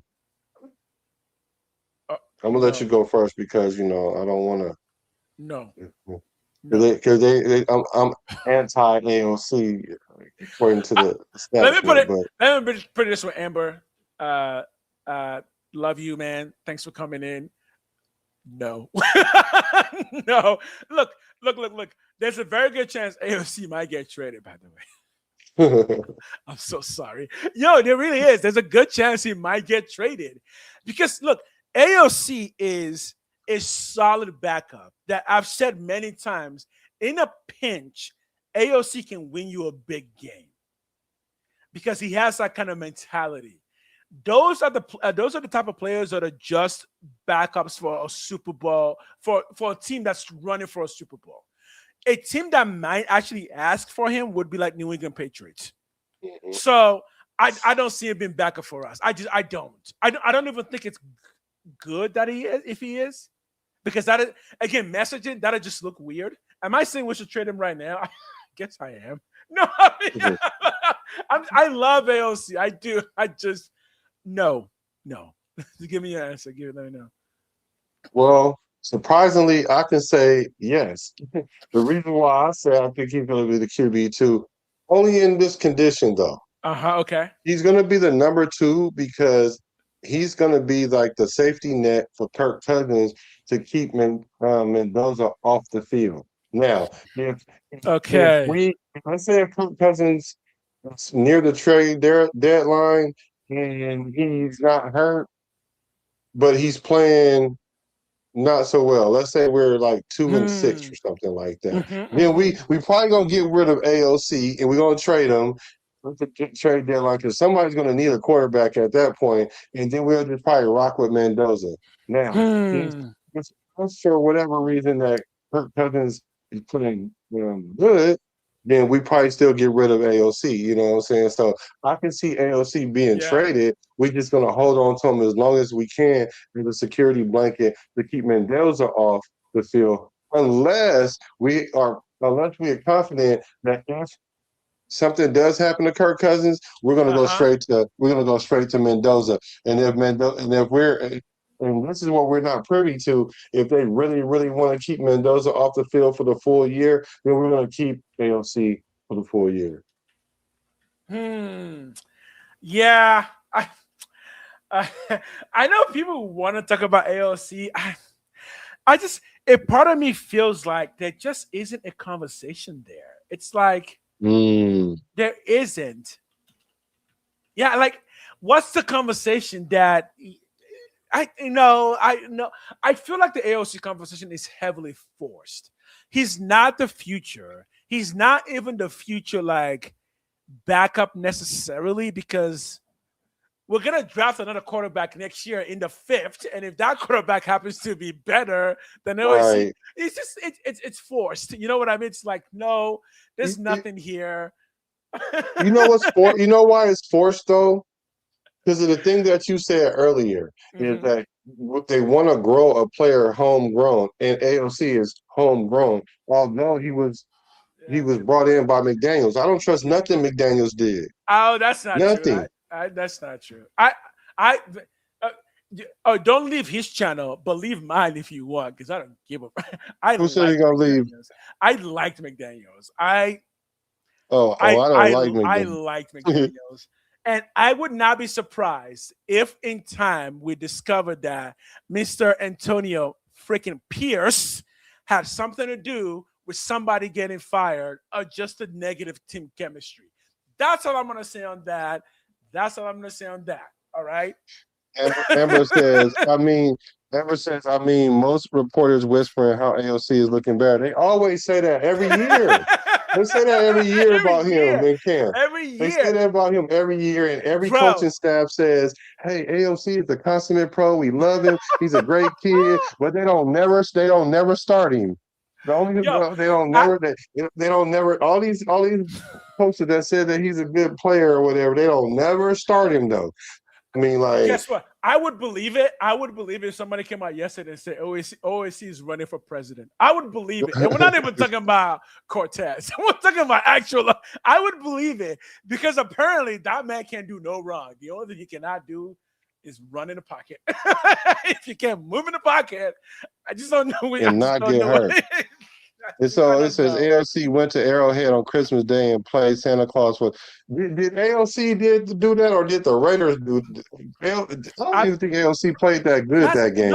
that's my point with AOC. It doesn't matter. He had like 60 He, yards or something like that. What he's are we going talking to about? win you one game that's gonna make you go, fuck, he did it. I cannot believe he did it. You might be like, but he didn't do anything. But it's like, yeah, so it was AOC. He did it. Doesn't matter what he did, but he won. So he will always give you that. But I, I mean, no. Look, maybe he's faster. Maybe he's slimmed down and now he's faster. Or maybe his mustache got bigger. I don't know. Yeah, he's a career backup. Yeah. Look at this. So he went 9 for 21 for 62 yards, no touchdowns, no interception, 50.3 QB rating. See, Yo. this is what be making me mad about the Uh-huh. AOC conversation because it sounds like I'm a hater when I'm like, y'all can't tell me that y'all really feel confident with a quarterback throwing for 60 yards, 9 for 21, no touchdown, no interceptions, and y'all think he a Kansas City Chief beater? Yeah, here's what I'm gonna say about that. I'm gonna answer for the people. Okay. Uh-oh, I gotta hear this. There was one other guy who, for some reason, just winning. He sucks. this man can't play football. But you know what? It might have been Jesus because Tim Tebow just won football games. I don't know how. He just kept doing it and doing it. All I'm saying is AOC in a pinch, will win you a game. How does he do it? He only had 9 completions. Well, guess what? Still won the game. No, he was the starting quarterback that won the game. He didn't win nothing because he didn't get no completions for 3 straight quarters. Now the Tim Tebow thing, yeah, it might have a little to do with Jesus, but the thing about Tebow is you knew though when it got down to like 2 or 3 minutes left, it was gonna happen. Whatever the hoop was, you knew That's the it was thing. gonna happen. AOC And it was almost and has at that least it was same thing too. consistent though. AOC almost has that same thing too, where he's not as consistent with it. But if you give him like good enough space, give him like a 5-game space, and AOC is gonna pull some rabbit out of a hat and make Raider Nation just lose their mind and think that he is the next great Raider. Look, he could be the next Jim Plunkett. We never know. He could be late career, wins 2 Super Bowls. That speaking of Plunkett, that's AOC. AOC could just mess around and like 5 years from now win 2 Super Bowls back to back. That's AOC, you know? Nutty Raider Nate, what's up with my brethren? He says, Lucky Tossie is an animal, though. We get him going, it's a wrap. I agree. Yeah. I agree. We get him going, it's definitely a wrap. I still think he needs 1 more year at least. He needs to slim down. 370 something is actually too big for the NFL. He needs to slim down. And I think the plan is to slim him down to around 350. Yeah, you made a good point about that our last show. So good question. Send them in. So let's say another person that I'm watching for in camp is Dalton Johnson. The other safety that we brought in. Okay. He's another person that's not gonna probably blow off the map this season. Is gonna be like a Locky Tossy type thing. Like 2 years from now, he'll be like him and Stooks will be back there. Right. Him and Stooks, because he's a strong friends. safety that can cover. And that's what we're lacking. We have great strong safeties. As far as box safeties, although Paul Miles is a little bit better in coverage in the strong safety area. But I think Dalton Johnson is more natural at covering, and he's also the type that can go in there and make tackles in the box, and he can just play the nickel as well. So he's more versatile than what we have. So I think this year in camp, I want to see exactly how far he jumps off that springboard, because a lot of people are sleeping on him, and he really might just surprise a lot of people. Not saying that he's going to start like Stooks, but what I'm saying is, and he's going to get his turn in packages, because like I said, it's not about who's starting so much as it is who thrive in what packages. Because we have a lot of players that can play different ways, and we're very versatile, because that's what we wanted to do, because it makes us unpredictable. When he was drafted, that gave me the first clue to just the concept of chemistry that they want on defense, because he is best friends with Stooks. They played in the same college. So that should make the communication in the back there a little bit easier to process. And when it comes to DBs, communication is really key. It's like really vital. Telling each other or knowing how to tell each other when somebody's breaking off or when you need to break off to cover somebody. So being able to create that chemistry in the back there, that would be really vital. So again, 1 year, 2 years, something could come off that. Yeah, that's how you avoid blown coverages, is the communication. Because you don't want to give up, because like our tendency is to stop the run, not give up big plays, and so with that being said, you don't want to miscommunicate and give up a big play. Yes, because if you look at big plays on defense that happens to defense, generally speaking, it is generally because of miscommunication. When you're talking about like big plays, so again, I tell people this, and this is one of the coolest things that I can think of in the NFL. Going deep is not the game plan. That is a hard game plan, because you really need the defense to kind of mess something up. That's why, again, spectacular plays are spectacular plays. Same thing for like baseball. Really big home runs generally happen when somebody's playing really, really well. Somebody's messing something up. Yeah, so if you can get those two kind of communicating well, there's something there. I can see something there. Who you got? Who you got next on the I'm gonna stick on the defensive side, and I'm gonna say N'Kobe Dean. Ooh, I like that. Because I for like me, that. yeah, because for me, he was my number one. He was actually the person I was hoping the Raiders would bring in before they did. He was my number one target because of what he can do when it comes to blitzing, which is just creating pressure. Um, Reason why is the number one thing that our defense has been lacking is actually pressure. Even though Max Crosby is good, Max Crosby by himself doesn't create enough pressure. So the number one thing we've been lacking is someone to create extra pressure to just make the quarterback throw that ball just a little bit quicker. That will help the defensive backs get those interceptions. So yeah, I'm hoping the Kobe Dean kind of flashes this year and takes his game up to the next level. I think he'll flash. I just hope he don't get hurt.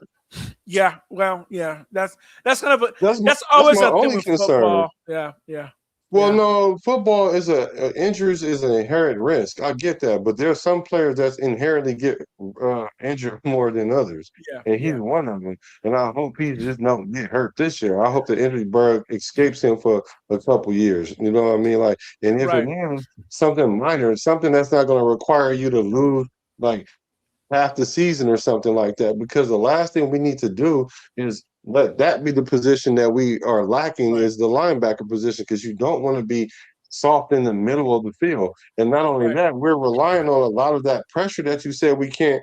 No, it's not that you said because it's Mhm. true. The That's true. pressure that we can only getting from Max because he can't create enough pressure on his own. Because even when he creates the pressure, we don't have somebody to finish it off. Hmm. So Hmm. we need that linebacking core to be stout.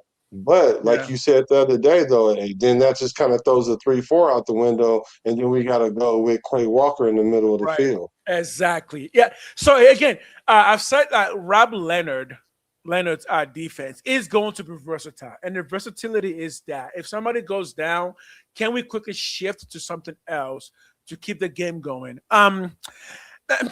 So when it comes to injuries, I might be a bit of an outlier here, but I do tell people to be nicer to NFL players because certain positions are just going to get injured more than other positions. Linebackers is kind of one of those, especially when you're N'Kobe Dean at 239, doing a lot of blitzing. Like in a lot of the NFL plays, N'Kobe Dean literally takes his entire body and rams it into somebody else. Like those things do invite injuries more. So I would expect N'Kobe Dean to miss at least 3 games a year. Generally Mm. speaking, that's kind of what I would say. He's gonna miss at least 3 to 4 games a year, just battling some kind of injury. It's hard for it's hard for defense, man. The injuries happen in defense because people are running into you. You're running into people. Heads are bashing everywhere. Legs are twisting. It just happens. But hopefully, no more than 3 games missed, and then combine that with other linebackers. And I've said this before, and I'll say it again. Coons, you are a linebacker. Get your ass back there and be a linebacker. It's funny. It's funny that you say that because the person I picked next is Malcolm Kuntz. Malcolm, okay, I, I, let's talk I about Coons. I'm watching him more so in the season because we need him to get the sacks. But I'm trying to see what he's going to bring to the table before we get to see the results because we should see him start the trend. He needs to start bleeping on that radar, like how well people talk about ALC does during camp.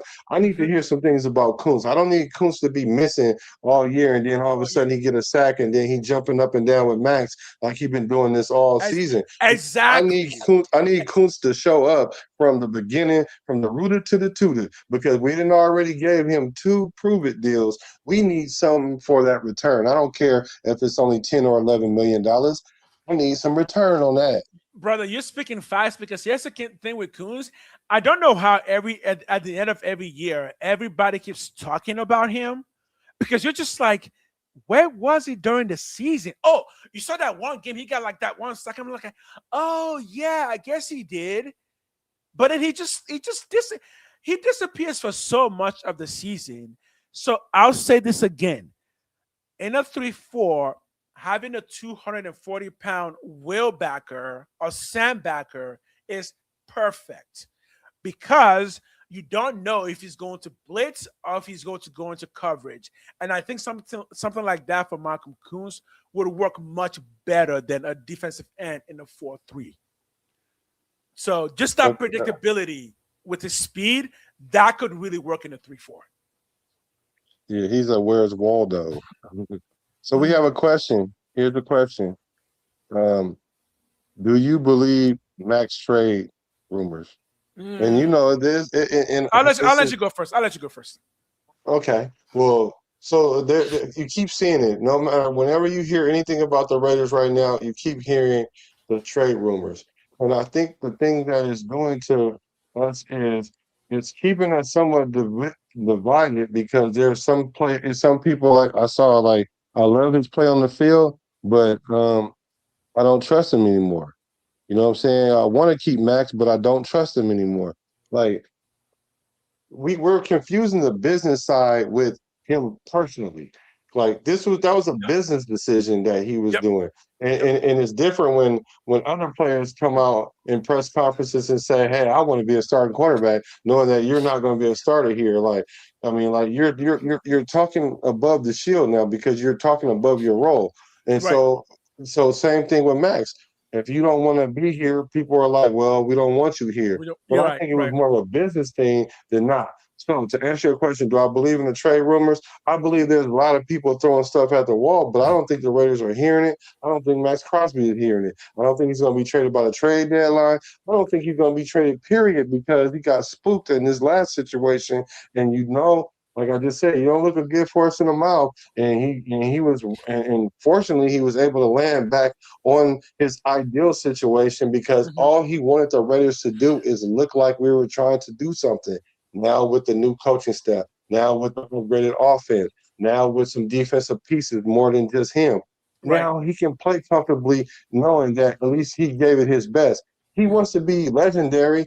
He wants to be Hall of Fame. He knows where he at right now. He's not Hall of Fame, but he want to at least trick himself into thinking that I'm trending that way. And if he knows that he wins the Super Bowl with the Raiders, he's going to the Hall of Fame. Here's my thoughts on Max Crosby. I think Max Crosby is the perfect NFL diva. Oh, Here's what I mean. wow. Here's what I mean. He's a Wow. diva off the field in a good way.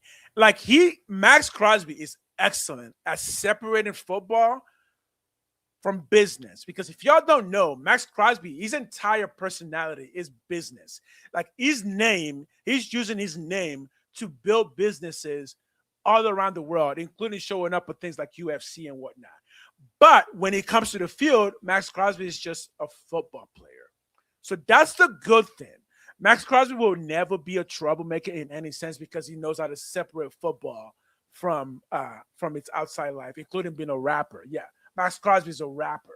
Is he a good one? He's decent because he's Max Crosby. He will take whatever his heart is into. He will put all of his heart into it.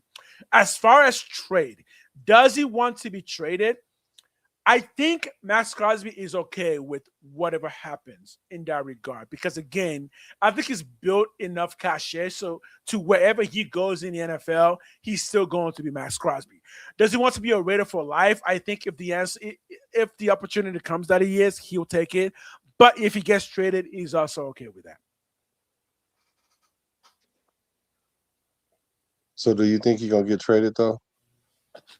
I think the Raiders. I think the game plan is okay and not is okay with or without Max Crosby. If they get a good offer, like 2 first, they will do the trade because they already had a game plan. Because you all remember, the idea of trading Max was during the free agency, meaning the coaches already had an entire plan for what would happen if we lost Max Crosby. I think if Max is not there, that plan still remains because I've said this before and I'll say it again. I'm not so sure how well Max is going to fit in a 3-4 defense. I'm not. And I'll say it again. They were willing to trade him, and there was a reason for that. And I think part of that reason is we can survive without Max Crosby. We can still put the defense on the field that will be competitive without Max Crosby. So Yeah, I don't believe that. I don't believe we can survive with Max Crosby at all. I think if Max Crosby would have got traded, and this is the defense we tried out there, oh yeah, we in trouble. We in trouble because we ain't gonna have.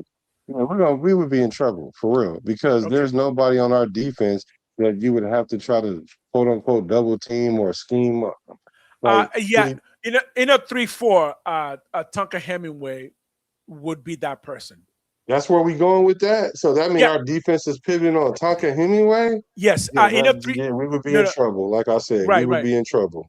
Right. Right. Let me And I'm explain that. not saying, and I like Tonka. I really like him a lot. But what I'm saying is, if I'm going into the week, like, all right, how are we gonna stop this defense from ruining our offense? And they say, all right, well, let's start with Tonka Hemingway. I'm gonna be like, what? That's where we starting at? Oh yeah, no, I can give That's you a where we scheme for starting. that. Yeah, I can give you a scheme for that. So Yeah. Tucker Hemingway would be a defensive end in a 3-4, not a tackle because it's 280. But him being 280 next to Quiddy Pay, who's up to 265, you would have enough strength to be able to contain both the tackle and the guard so that you can blitz people in from the backfield. So again, the point there is Tucker Hemingway wasn't a scrub, right? Last year he showed some flash. With his size, in a 4-3, he would be a defensive tackle, but in a 3-4, he becomes an end. As an end, he can do something. Because again, remember, Max Crosby wasn't Max Crosby until he became Max Crosby. He was a 4th-round pick that nobody even knew his name. He worked to become Max Crosby. I think given the chance, Tucker Hemingway will show enough to be good enough as a good replacement in a 3-4 defense. Again, it goes back to this. Why were we willing to trade Max Crosby if we knew we couldn't put up a good defense without him? I think that says that, yeah, no, the coaches knew they could, and that was the plan. Okay. Now, so here's the thing. Would we have drafted another defensive end, though, with that pick? That's another question. Yeah, that's a good question. Yeah, would we have drafted a defensive end? Or a with that pick? linebacker. Oh, Or a linebacker. Yeah. That's a good question. And the answer maybe, probably, could be, should be yes. Right? Yeah. Because it has to be somebody on defense. So, but the thing about now, I don't think that even if a team offers 2-1s which they're not, we're not. I think it'd be like a Excuse first me. and a third. I think it'd be a first and a third. I don't think we would trade him. And not only that, I think although he doesn't have no trade clause, I think that he's built enough cachet with Spy Oh, Tech right. that if he doesn't want to go there, they're not going to trade him. And because he had enough cachet to walk in there and say, "Look, I saw a comment. When they show you who they are, believe them." That could apply to the Raiders too. They showed you who they were when it Right. came to Khalil Mack, when it came to the running back that we had that went to Jacobs, Derek Carr, like Tim Brown, like they do like he know his name is on the wall next because he's the face of the franchise. Right. So he So wanted to get up out of there. So I this. think they had a mutual conversation, and Mhm. and Spy Tech was like, okay, well, let's see what they say. Let's Because I'm say, gonna yeah. I'm gonna leave it open. And what Yep. two first rounds? Oh yeah, I might have to get okay. You Yep. sure you want to leave Max? Because Um, I mean we don't want you to leave Max. And he like, yeah, I mean two I want to first play is meaningful games. He like, all right, then we'll see what happens. But he was in a win-win situation, Spy Tech. If he could have got 2 firsts, that'd have been lovely. right. If he get to build his defense and still bring Max back, that's a win. That's a win-win for Spy Tech. I did have a train of thought. I think I lost it, but let me get it back real quick. I can't hate Max no matter what because Max is a good Raider, but he's also just a good, smart person who just knows how to promote himself. Max is very Max. He will promote himself really well. So he has enough cachet to walk into any football team and immediately be one of the de facto leaders. And any football team will be happy to have him. If he shows that he's healthy. But I do think all the talk about him being healthy and being on the field is also part of that. Like, if somebody wants to take a swing at Max Crosby, he is healthy. You can see the leg is fine. So I think they're leaving that door particularly open. Like, again, if you're willing to trade him once, I think you're willing to trade him again. Yeah. right? Hey, D Minutes, shout out to you, D Minutes. I was just thinking about you like 10 minutes ago. I was like, dang, I ain't seen my guy in a minute. I was hoping you was okay. So thank you for popping up, D Minutes, for sure. So, Yo, what up? yeah, he said what's up too. And he said hit the like button, y'all. Y'all gotta hit the like button, man. Please do, D please Minutes do. D Minutes has spoken. Okay, so who else we looking at? So we named 4 people in camp so far. Yes. So who Let else me you see if I looking? let me see if I can find a sneaky one. Do we have any good sneaky ones that might Raider be like, Paul was ooh? good. I'm not gonna go the obvious like Jamar McCoy. Let Mm, me let me give you let's talk let me give you Jack Bash because I think what he ooh. does would matter for how Kubiak is going to scheme wide receivers this year. Again, I'm excited about the wide receiver core without Jefferson, and there's a reason that I'm excited about it. And one of those reasons is each individual person, Jack Bash being one of them. Particularly, like, what is he going to do? Because the more that I think of, I'm like, the possibilities are pretty good. Are pretty good to have somebody who's big but not too big, right? It's like, okay, can you move like a Bauer? If you can move like Bauer, but weigh a little bit less than Bauer, I think there's some good possibility there. So, ooh. Who was the player again? I'm sorry, I just Jack lost it. Bash, Jack Bash. Oh yeah, best. So yeah, so the thing about that is the receivers, they definitely have a lot to prove in camp. Him and DT, Dante Thornton. So, but Besh especially because DT at least got on the field and he had a position because they know he could stretch the defense with his speed Right. and height. Besh was like, why did we pick him? That's what everybody was Mhm, like, why did we pick him? He can't even create separation. And I'm like, yeah, mhm. all right, whatever. Y'all keep saying that. But Right. I see he got 20 catches with over 200 yards, over 10 yards Mm-hmm. of reception. We just didn't Mm-hmm. use him enough or right. And Mm-hmm. so I don't know what we got out of him. But Mm-hmm. this camp, we need to see what we have out of him. He's bulked up. Yes. A lot of people keep trying to put him at tight end. Okay, granted, if you even want to use him as somewhat of a tight Right. end ish type guy, then you know Kubiak is going to scheme him to be a weapon. So Right. I'm going to see where's the jump. We Yeah. need to see So the jump.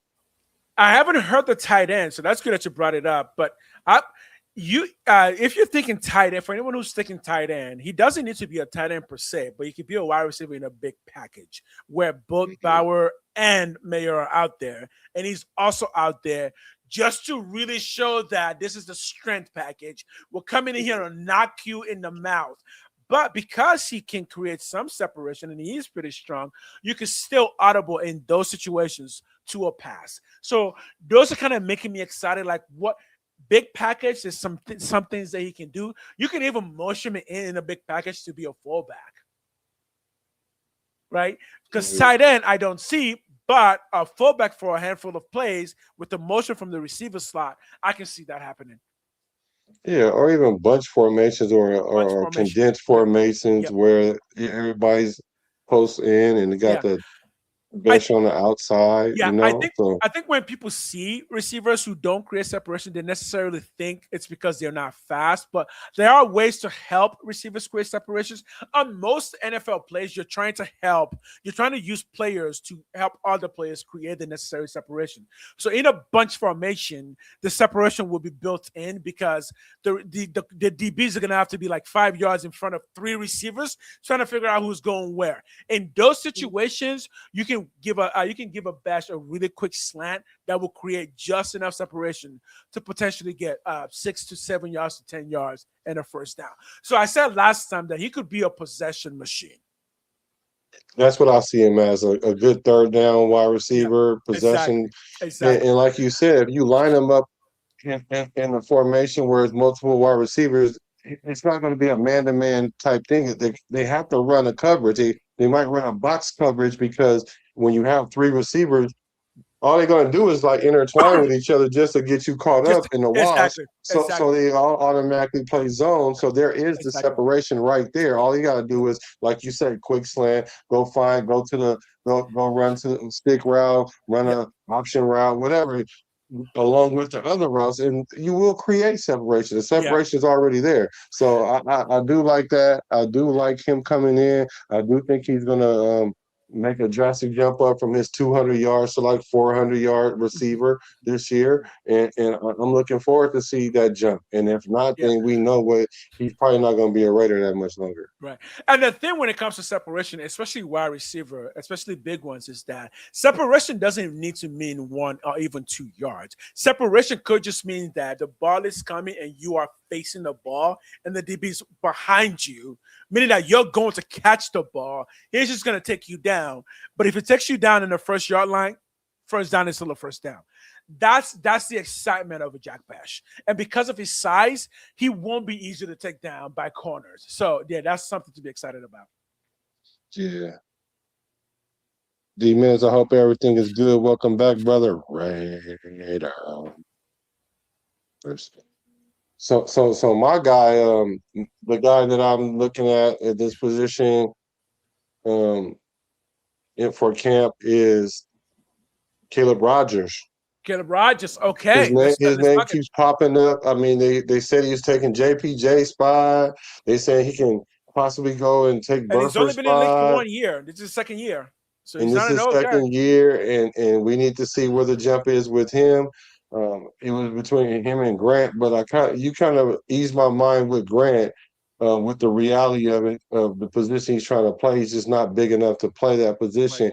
But Caleb Rogers, I can see why now he's the one that's in play to Yes. get a position. So he's the person I'm going to watch to see, because he has somebody on his back, Trey Zoom, that's probably Mm-hmm. trying to leapfrog him and get into the starting position, Mm-hmm. or at least Mm-hmm. be the sixth lineman, the first one coming off the bench. Yeah. And Caleb Rogers got to try to earn him a position right now. Otherwise, he's going to end up losing his position, because he's arguably the sixth lineman to come off the line.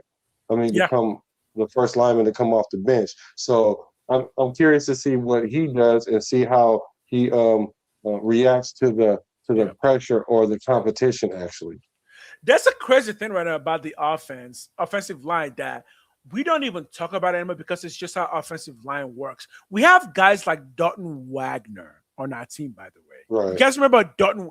You know how many offensive line we just have that may never become anything? So the fact that we're talking about Caleb Rogers in his second year, that does say something about his ability, right? Because in the offensive line, unless you're all pro, you don't really hear your name called until like your fourth, fifth year. So you really got it really got it going. So the fact that they're already talking about him and building a segment around him with the team, because it does appear in some segments for the Raiders, like commercially, that maybe tells me that yeah, whatever we're hearing isn't necessarily all hype. That there might be something legitimate there. At least there's some real competitiveness there. So. And I gotta be honest, I think JPJ's position, I think that's not as solid as people think it is. Oh, it is. Oh, it's solid. The only way Okay, he don't get a position is if he get hurt, and I, he ain't about to and he get hurt does, like that. he If does we every talking single year. concussions, though, we talking concussions. Concussions is like a 1 or 2 week thing. All you gotta do is clear concussion protocol, and Right, he'll be back out there. I So believe JP last year. JPJ missed time twice last year, he had so an ankle JPJ injury. he loses a couple of games. He loses a couple of games. Yeah, ankle injury to a lineman is like Oh yeah, the that same happens thing all the to time. Yeah, yeah. So for me, but like you said, it might not be in ink, but I'll say it's in pencil at least. right. You know, I So will. if that's the case, For me, I'm saying it's in ink, but at least it's in pencil that he's going to start for sure. yeah. But So, with and I Caleb say if Rogers, is that's not he's not there yet, but he But here's the can. good news. Here's the good news. If that's the case, and we're already talking about Caleb Rogers, then I think the overall conversation is really good. That at the very least, we might have a complete lineman group that's actually solid, right? With no glaring weakness, right? Hopefully. Hopefully, Yeah. right. No, Because but yeah, it because looks even definitely better than last year, because we was just exactly. plugging in anybody Exactly. that could. Have you ever played center? No. Do you think you can Do you play? think Yeah. All right, you could go. you can play center? Because again, Charles Grant, even he could potentially play guard. He might be too smart for tackle, but Yeah, he's got the arm that he could potentially be a good guard. All in yeah. all, as long as we get that one more, because there's really one more position that we don't really have a place for, that's left guard. As long as we get that, we might actually have a top 10 O line group. Yeah, I We got us being at actually least might. top 15 We for actually sure. might. Like, I Yeah. think we could be top 15, like, especially the way we gonna run the ball. Yeah. Yeah. That's gonna make our Exactly. numbers jump Exactly. up just because Exactly. of that alone. Exactly. And the only thing that could derail that is injuries. But again, be nice to your football players, especially linemen. Linemen get injured a lot. That's just kind of part of their game. They're big, giant human beings carrying out a big old body. So linemen tend to get a lot of knee injuries, a lot of ankle injuries from getting rolled on. So we know that linemen will miss 3 to 4 games, but Colton Miller does miss a substantial amount of games every year. So Recently, he didn't start off like recently, that. yeah, and I wonder if his body is actually going to be becoming more mature because he is around 30 now, right? Who, Colton Miller. Colton Miller. Yeah, I wonder if for the next 6 years, because he can still play under 6 years. Lineman can play a really long time in the NFL. I wonder if his body is going to Yeah, start being more mature, and which should mean less injuries. Hopefully, we'll see. But yeah, a lineman can play well into 36, 35, 36. And the oldest lineman right now is what's his name? 40 years old, Calais Campbell, defensive lineman, but Calais Campbell. So yeah, there's some hope there. and so does that old boy for the Niners. I keep Trent Williams. Trent Williams, he's old too. Ugh. Yeah, Yeah. yeah. So yeah. So okay. I do not Do watch we? boxing. The only I mean, I sport I watch watch is boxing. the only sport I watch is Raiders football. That is the only sport I watch. It really I is. watch boxing, but they already getting their money. I'm trying to get mine right now. So Yeah, exactly. Yeah, they're getting their money. I'm trying to get mine. yeah, I'm trying to get mine. But I appreciate you for taking a couple minutes to watch us, though. Hit the like button, hit the subscribe button Hit the on both of the subscribe. channels. So Oh when yeah. there's no boxing on, you can watch us box. We verbally spar. And we also go live separately as well. I go live Yeah, by myself. He also goes live. Do you go live by yourself? I do.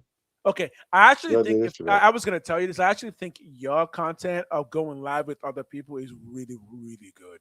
I Yeah, can't do thank you. that because I don't have your temperament. You're really it works for you. I don't have that kind of I don't know how to engage with people like that. So it's really good content for you. I would think that I would think it would be easy for you to do it, Oh, but because it's easy for me to talk to my people, mhm. on chat. Yeah, Yeah. yeah, So no, it is. You're right. yeah, so I'll Okay, keep that up. so I would keep that up. we're almost at that point, but I mean, if you want to, we can almost finish the list out, I guess. Mhm. So I had Caleb Rogers, and so who you got now? We My both named last three. one. Let's see. I'm trying to look for another really good. Okay. I'm gonna stick with linebacker again and say one of the Heikenbergs or the Lindenbergs. One of them has to break out, man. Mm, Either Tommy or Cody. One of them needs to give us something else, or maybe Clint Kane, CN so yeah, Slum, yeah, or maybe him because again, I think he's a linebacker. Somebody needs to break out there. We need one of those white boys to be Bill Romanowski for us. You know what I I'm mean? glad you I, said I it. need a Bill Romanowski. I'm so Come glad on, you said Tommy. that. I'm so glad you said that because Oh, I was trying to tell people when we had oh boy that was in that went to the Patriots. What's my man's Robert name? Spillane. Robert Spillane. Spillane. Yeah, see, we had two white linebackers. I was like, you can't have two white boy linebackers. You Do can't I have tell you two what? of The one unless they position, from Penn State or something. one position the white boys still running the NFL that I would still trust in white boys on is linebacker. They they Yeah, will for they real. will take that head and run it into just Yeah, so I love them, but we need one of them that got I some need one speed. of them. I need a Bill Yeah, Romanowski back. You remember yeah. Bill I Romanowski? like a That Bill dude, Romanowski guy. that man was crazy. Yeah. And Yeah. so who I'm looking for is and I probably should have named this person earlier because they're Thanks, not Amber. towards the number one. But I'm looking at Mike Washington Jr. because Oh, because we brought him yes. in to solidify the running back position, Uh-huh. and it's kind of almost assumed that he's going to do just that because we've seen so many positives. But the Mm-hmm. one thing that you don't need from your running back is they have a case of the fumbles, which he has a case of the Does he fumbles. have to figure set of fumbles? Okay. Yeah, I think he in his college career he's fumbled the ball 15 times. They lost it 7 times. Woo! Um, so he got half of them back, a little bit more, so he got lucky. But it's the fact that the ball left your hands, like that's an issue. And I've heard them. I've literally heard them tell him to keep the ball high. So I know Yeah. that they're working on it, Yeah. and so now I'm just going to see how does it translate. Is he really taking heed of it? Because they're in the league now, they're punching the ball out. They're not just grabbing it and trying to rip it. No, Oh, they are they're punching that punching it there out now. now. So Yeah. so Now I want to talk see about if he could boxing. really, yeah, I really want to see if he could be as advertised. I think the thing with Mike Washington when I watch him play is he's looking for one cut and then run. Yeah, Because he's mostly speed. He wants that one cut and an open field. So I don't know if that affects how he holds the ball, but maybe in the it NFL, does. knowing that you're gonna go through tackles a lot more often, you're gonna need more than one cut. Because that's kind of his weakness. He doesn't know how to do multiple shimmies. He just wants to do one cut and then use the speed to go downhill. So We might once you get in the NFL, you're gonna have to move a little bit more in that pocket because it's not gonna be free. You're gonna have to actually look for those holes. we might need to break his film down together, and that might be something Yeah, that we do on our next we show. Is should. go pick Yeah, some film to break down, and we might break his down because I've seen him have that patience. yeah. And I just think that because for me, he runs violent. Hmm. I call him bad intentions. That's because every time he run the ball, he run his footwork is bad intentions all the time. So I think he's more patient than people think. But I don't know. We got to see in the Yeah, NFL level, and I do see that he um, does that one cut and go, but I don't think that's all he has because that's kind of right, like how McFadden was. I right. think I liken him more to like a Adrian Peterson. Like Adrian Peterson is that one cut guy and get up out of there, but Yeah. he had other moves too. Same I'm thing I not was saying thinking he's too. Adrian. I'm not saying he's Adrian Peterson. I'm just saying he's more Adrian Peterson than McFadden. So Right. we'll break his tape down and see because that zone read. What's that? We're gonna read, one cut, go. So Yeah, it, yeah. it And fits what he does. I the just thing I don't need love, him to go and get and fumble right. the ball. That's all we don't need. The thing I love about Genty is he's very good navigating the pocket. Like when he gets Yes. wild, Genty will just kind of shuffle around and shuffle until he finds that hole and then burst. Um, Adrian Peterson also had that. Based on what I'm saying from Mike Washington, he doesn't quite have it. Maybe he can, but if he can develop his own game plan, because again, Derrick Henry is also quite big. He's the same size as around Mike Washington, and that force Yeah. speed, like again, I do not doubt a really big guy who can run 4.3 because even if he needs just one cut, if that one cut turns to 10 yards every time you touch the ball, guess what? That translates. So, oh, your camera's fading now. I don't know why it does that with it's something that it's crazy. It's just after a while, I think the sensors kind of just start Nah, but shutting see, down. I went on live 3 times yesterday. Really nice. Oh wow. 3 times and it didn't do none of that. So I don't know Yeah. why it's that energy that you bring, bro. Let's Uh answer these so uh questions. so Amber, you say you haven't heard anything about Genty. Oh yeah, wait, let's answer this first. I'm most No, go excited ahead. You to go ahead get and answer that about Genty. Go ahead. so you haven't heard anything about Genty? Yes, that's because Genty is solid. Genty's got his own team outside in the offseason. Genty has an entire team that trains him, all of that. So you won't hear much from him because he's all about business. He does have a YouTube video account that he does stream in for people to engage with him. But no, Genty's all business. He's all about football business. So in the offseason, he goes off, does his own thing, gets all of his training. And when camp starts, you'll start seeing that Genty face. So yeah, don't worry about Genty. He's good. He's gotten stronger. Genty came into the league really strong, but he's gotten a bit stronger. If you see his body, he just looks a little bit more stout. So yeah, I think Genty's ready to go. I think Genty is chasing around 1,200 yards this year. So, Okay, let's answer these questions real quick. Let's see. Thank you from Arnie. It says, question, which player are ooh, you most excited to get extended after a final year?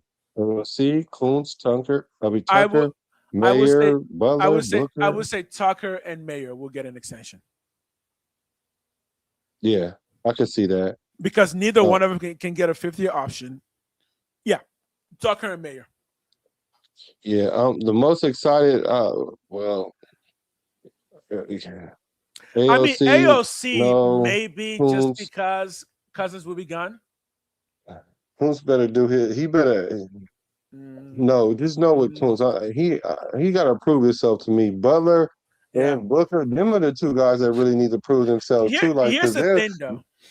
Here's the thing, though. Even if Kuz does well, it doesn't mean the Raiders are going to extend him. Somebody else may just pay him more money. Mhm. And that's the thing with Kuz because he hasn't gotten a first year, he hasn't gotten a first big deal yet, and he's 27. So he's likely to go for the most amount of money that he can find. Whereas somebody like That's a true. Tucker or Mayer are likely to stay with the Raiders, depending on how well the team does, to try and chase the next thing with the Raiders. And I think Kuz is just going to go to another team. Yeah, but my answer to to this question is Paul Malu. He's in his contract year, and I'm really excited to see us extend him. Yeah. I don't think it's coming back. A lot of people don't. Yeah, I don't think he's coming. I mean, I would like to see a way he comes back, but he would have to break out. And that's the thing, like, even if he breaks out again, would the Raiders be willing to pay someone that they've seen for the past 3 years have a breakout in his contract year? Or will some other team who doesn't know him as well just give him way more money? Right. Yeah. So Yeah, you're right, Amber. The camera is, hey, won't let me be great. Here's another question. which player on defense will be an X factor? You want to go first on this one? You can go ahead. Mine is pretty simple. I think N'Kobe Dean. I think N'Kobe Dean. For me, he's kind of my top target this year. I think how well the offense does in a shocking way, if it's going to be like, wow, this defense is shocking, it's because N'Kobe Dean is doing incredible things. What about on offense? On offense, X factor. Give me a quick. Let me think. I think on offense, I would say it comes down to our guards, both guard position. Depending on how well the guard position does, will determine how many yards Genty is getting. So I think whoever's starting at left and right guard, that will be the X factor. At the end of the year, we were going, whoa, the guard player was exceptional, and that's why Genty has so many yards. JPJ. Again, it's got to be the year for him, right? Talking about contract year. Yeah. It's got to be the year for him, right? Because even if it's not his contract year, No, this is his third year. Yeah, so he needs 1 year to build, because we're not going to give him a contract next year. But if he does well this year and then next year, then you get that big contract. So yeah, again, so on offense, the guard position is extremely pivotal for both Genty and Mendoza. So okay, all right, here we go. So for me, my player on defense that's the X factor is gonna be on defense. Who I think is gonna be the X factor is gonna be Stoops. It's gotta be Stoops. Okay, yeah. Because Are we talking he's a rookie. takeaways? Are we talking takeaways? Yeah, because if we get Okay. takeaways, then he can flip our defense, right? So and I think they're going to try to test him because he is young and he's a rookie and we're Right. relying on him. Yeah. So I think he's going to be our X factor on defense, surely in how we're going to use him. So I'm going with Stoops on defense, and then on offense, I think the X factor is going to be cousin girl. Who? Because I'm telling you, Kirk Cousins, he's the X Okay. factor. So you're thinking 35 yards then. You're thinking 35 yards then. My boy gonna come in and do what he do, and he Okay. gonna do what he always does. Okay. So everybody a little skeptical when they got the case of the Mendozas. Oh, And I I'm got the trying kiss of the Mendoza bad. to, I'm and I'm itching all over saying, the place. I'm just like, do I got to keep waiting? Can I yeah, get you're that gonna have to Mendoza? keep on Can I get that waiting. Mendoza? Yeah, you're gonna have to keep on waiting because Kirk Cousins gonna come and do his thing. I expect Kirk Cousins to come in. All things considered, I think he's gonna be close to 3,500 yards, 25, 26, 27 touchdowns, 12 interceptions, somewhere in there. Let's I put it think he's this way. gonna If think he's gonna Cousins play gets it well. like it, if Ball. he gets it like you're saying, I'll call him Coco Chains for the rest of his life. If he can get it like you're saying, I'll call him Coco Chains. I give him that. Yeah. So that's my X factor on offense right there. Yeah. Awesome. So who do you guys think in the chat? Who's your X Yeah, factors out one there? last thing. You guys put your name on there. One last thing before we go. You guys put your name on there. I gotta go watch some Evo, some fighting game championship Yeah. before I your turn, Chad, and we'll discuss one S factor on offense and one on defense. Yes. And he say I haven't heard anything other than him, Agenti on IG, but that boy, he came into He's on camp ready, he came ready and he's on YouTube. He's very actively on YouTube. and the reporters aren't talking about him, and that's a good thing. And And he's that's a a high good character thing. guy. He's a He high character is. guy, so I doubt if He we has hear a two. lot. He has two dogs now. So he's got two dogs now. For those who don't Oh, know, he's a dog man. He's got two of them. Yeah, and he shares them on social media. He shares them on YouTube too and Instagram. So yeah, I he's need doing to good. He's doing I good. need to go to his YouTube. Yeah, if he's taking care of dogs already, that tells you that no, he's good. Dogs, pets, and babies will straighten you up real quick. At least will show just how mature you are. So yeah, Facts, I think facts. it's good. I think it's good. Any last things before we jump up out of here? Because we will be back, so y'all got to make sure y'all hit Yeah, the subscribe button we're on coming both back of our tomorrow. channels. Yeah, we're coming back Yeah, tomorrow for sure. that's Okay. cool. Yeah. So. Yeah, so we can finish this up tomorrow, and you might want to rock with us because this is the dog days of summer, Mm-hmm. and we are bringing that fire content. I do like this tandem that we got going on. We do Yeah, talk. We're both in the Bay. That's why we we're call both in the Bay back. Boys. Yeah. I mean, Yeah. like we both have the same upbringing. We kind of understand We've each been other's rocking with the temperament. Raiders since I've been rocking with the Raiders since 1996, right? And I grew up in the Bay in Oakland, Mhm. so yeah, it's just in our blood. So it's a real thing. So we appreciate y'all for definitely hacking in um Please and keep watching. liking, keep subscribing. It's hard to grow a Raider channel because sports channel on YouTube is hard to grow because of the big channels still kind of have it like ESPN and all those guys. Yeah. But we do more authentic, more grounded content for fans to enjoy. So yeah. Yeah. So if it's nothing else, if there needs anything else, we appreciate y'all because I'm a Raider from the Bay to LA to LA to Las Las Vegas. Vegas. All I'm a Raider though. right, man. You guys have a good day. Have a good weekend. If you're going to church tomorrow, do some praise. Pray for your boys. Let's get it. One more month. NFL season starts. Ha! That's Can't right. wait. I'm a raider from the Bay to LA to Las Vegas. Recipes to Al Davis.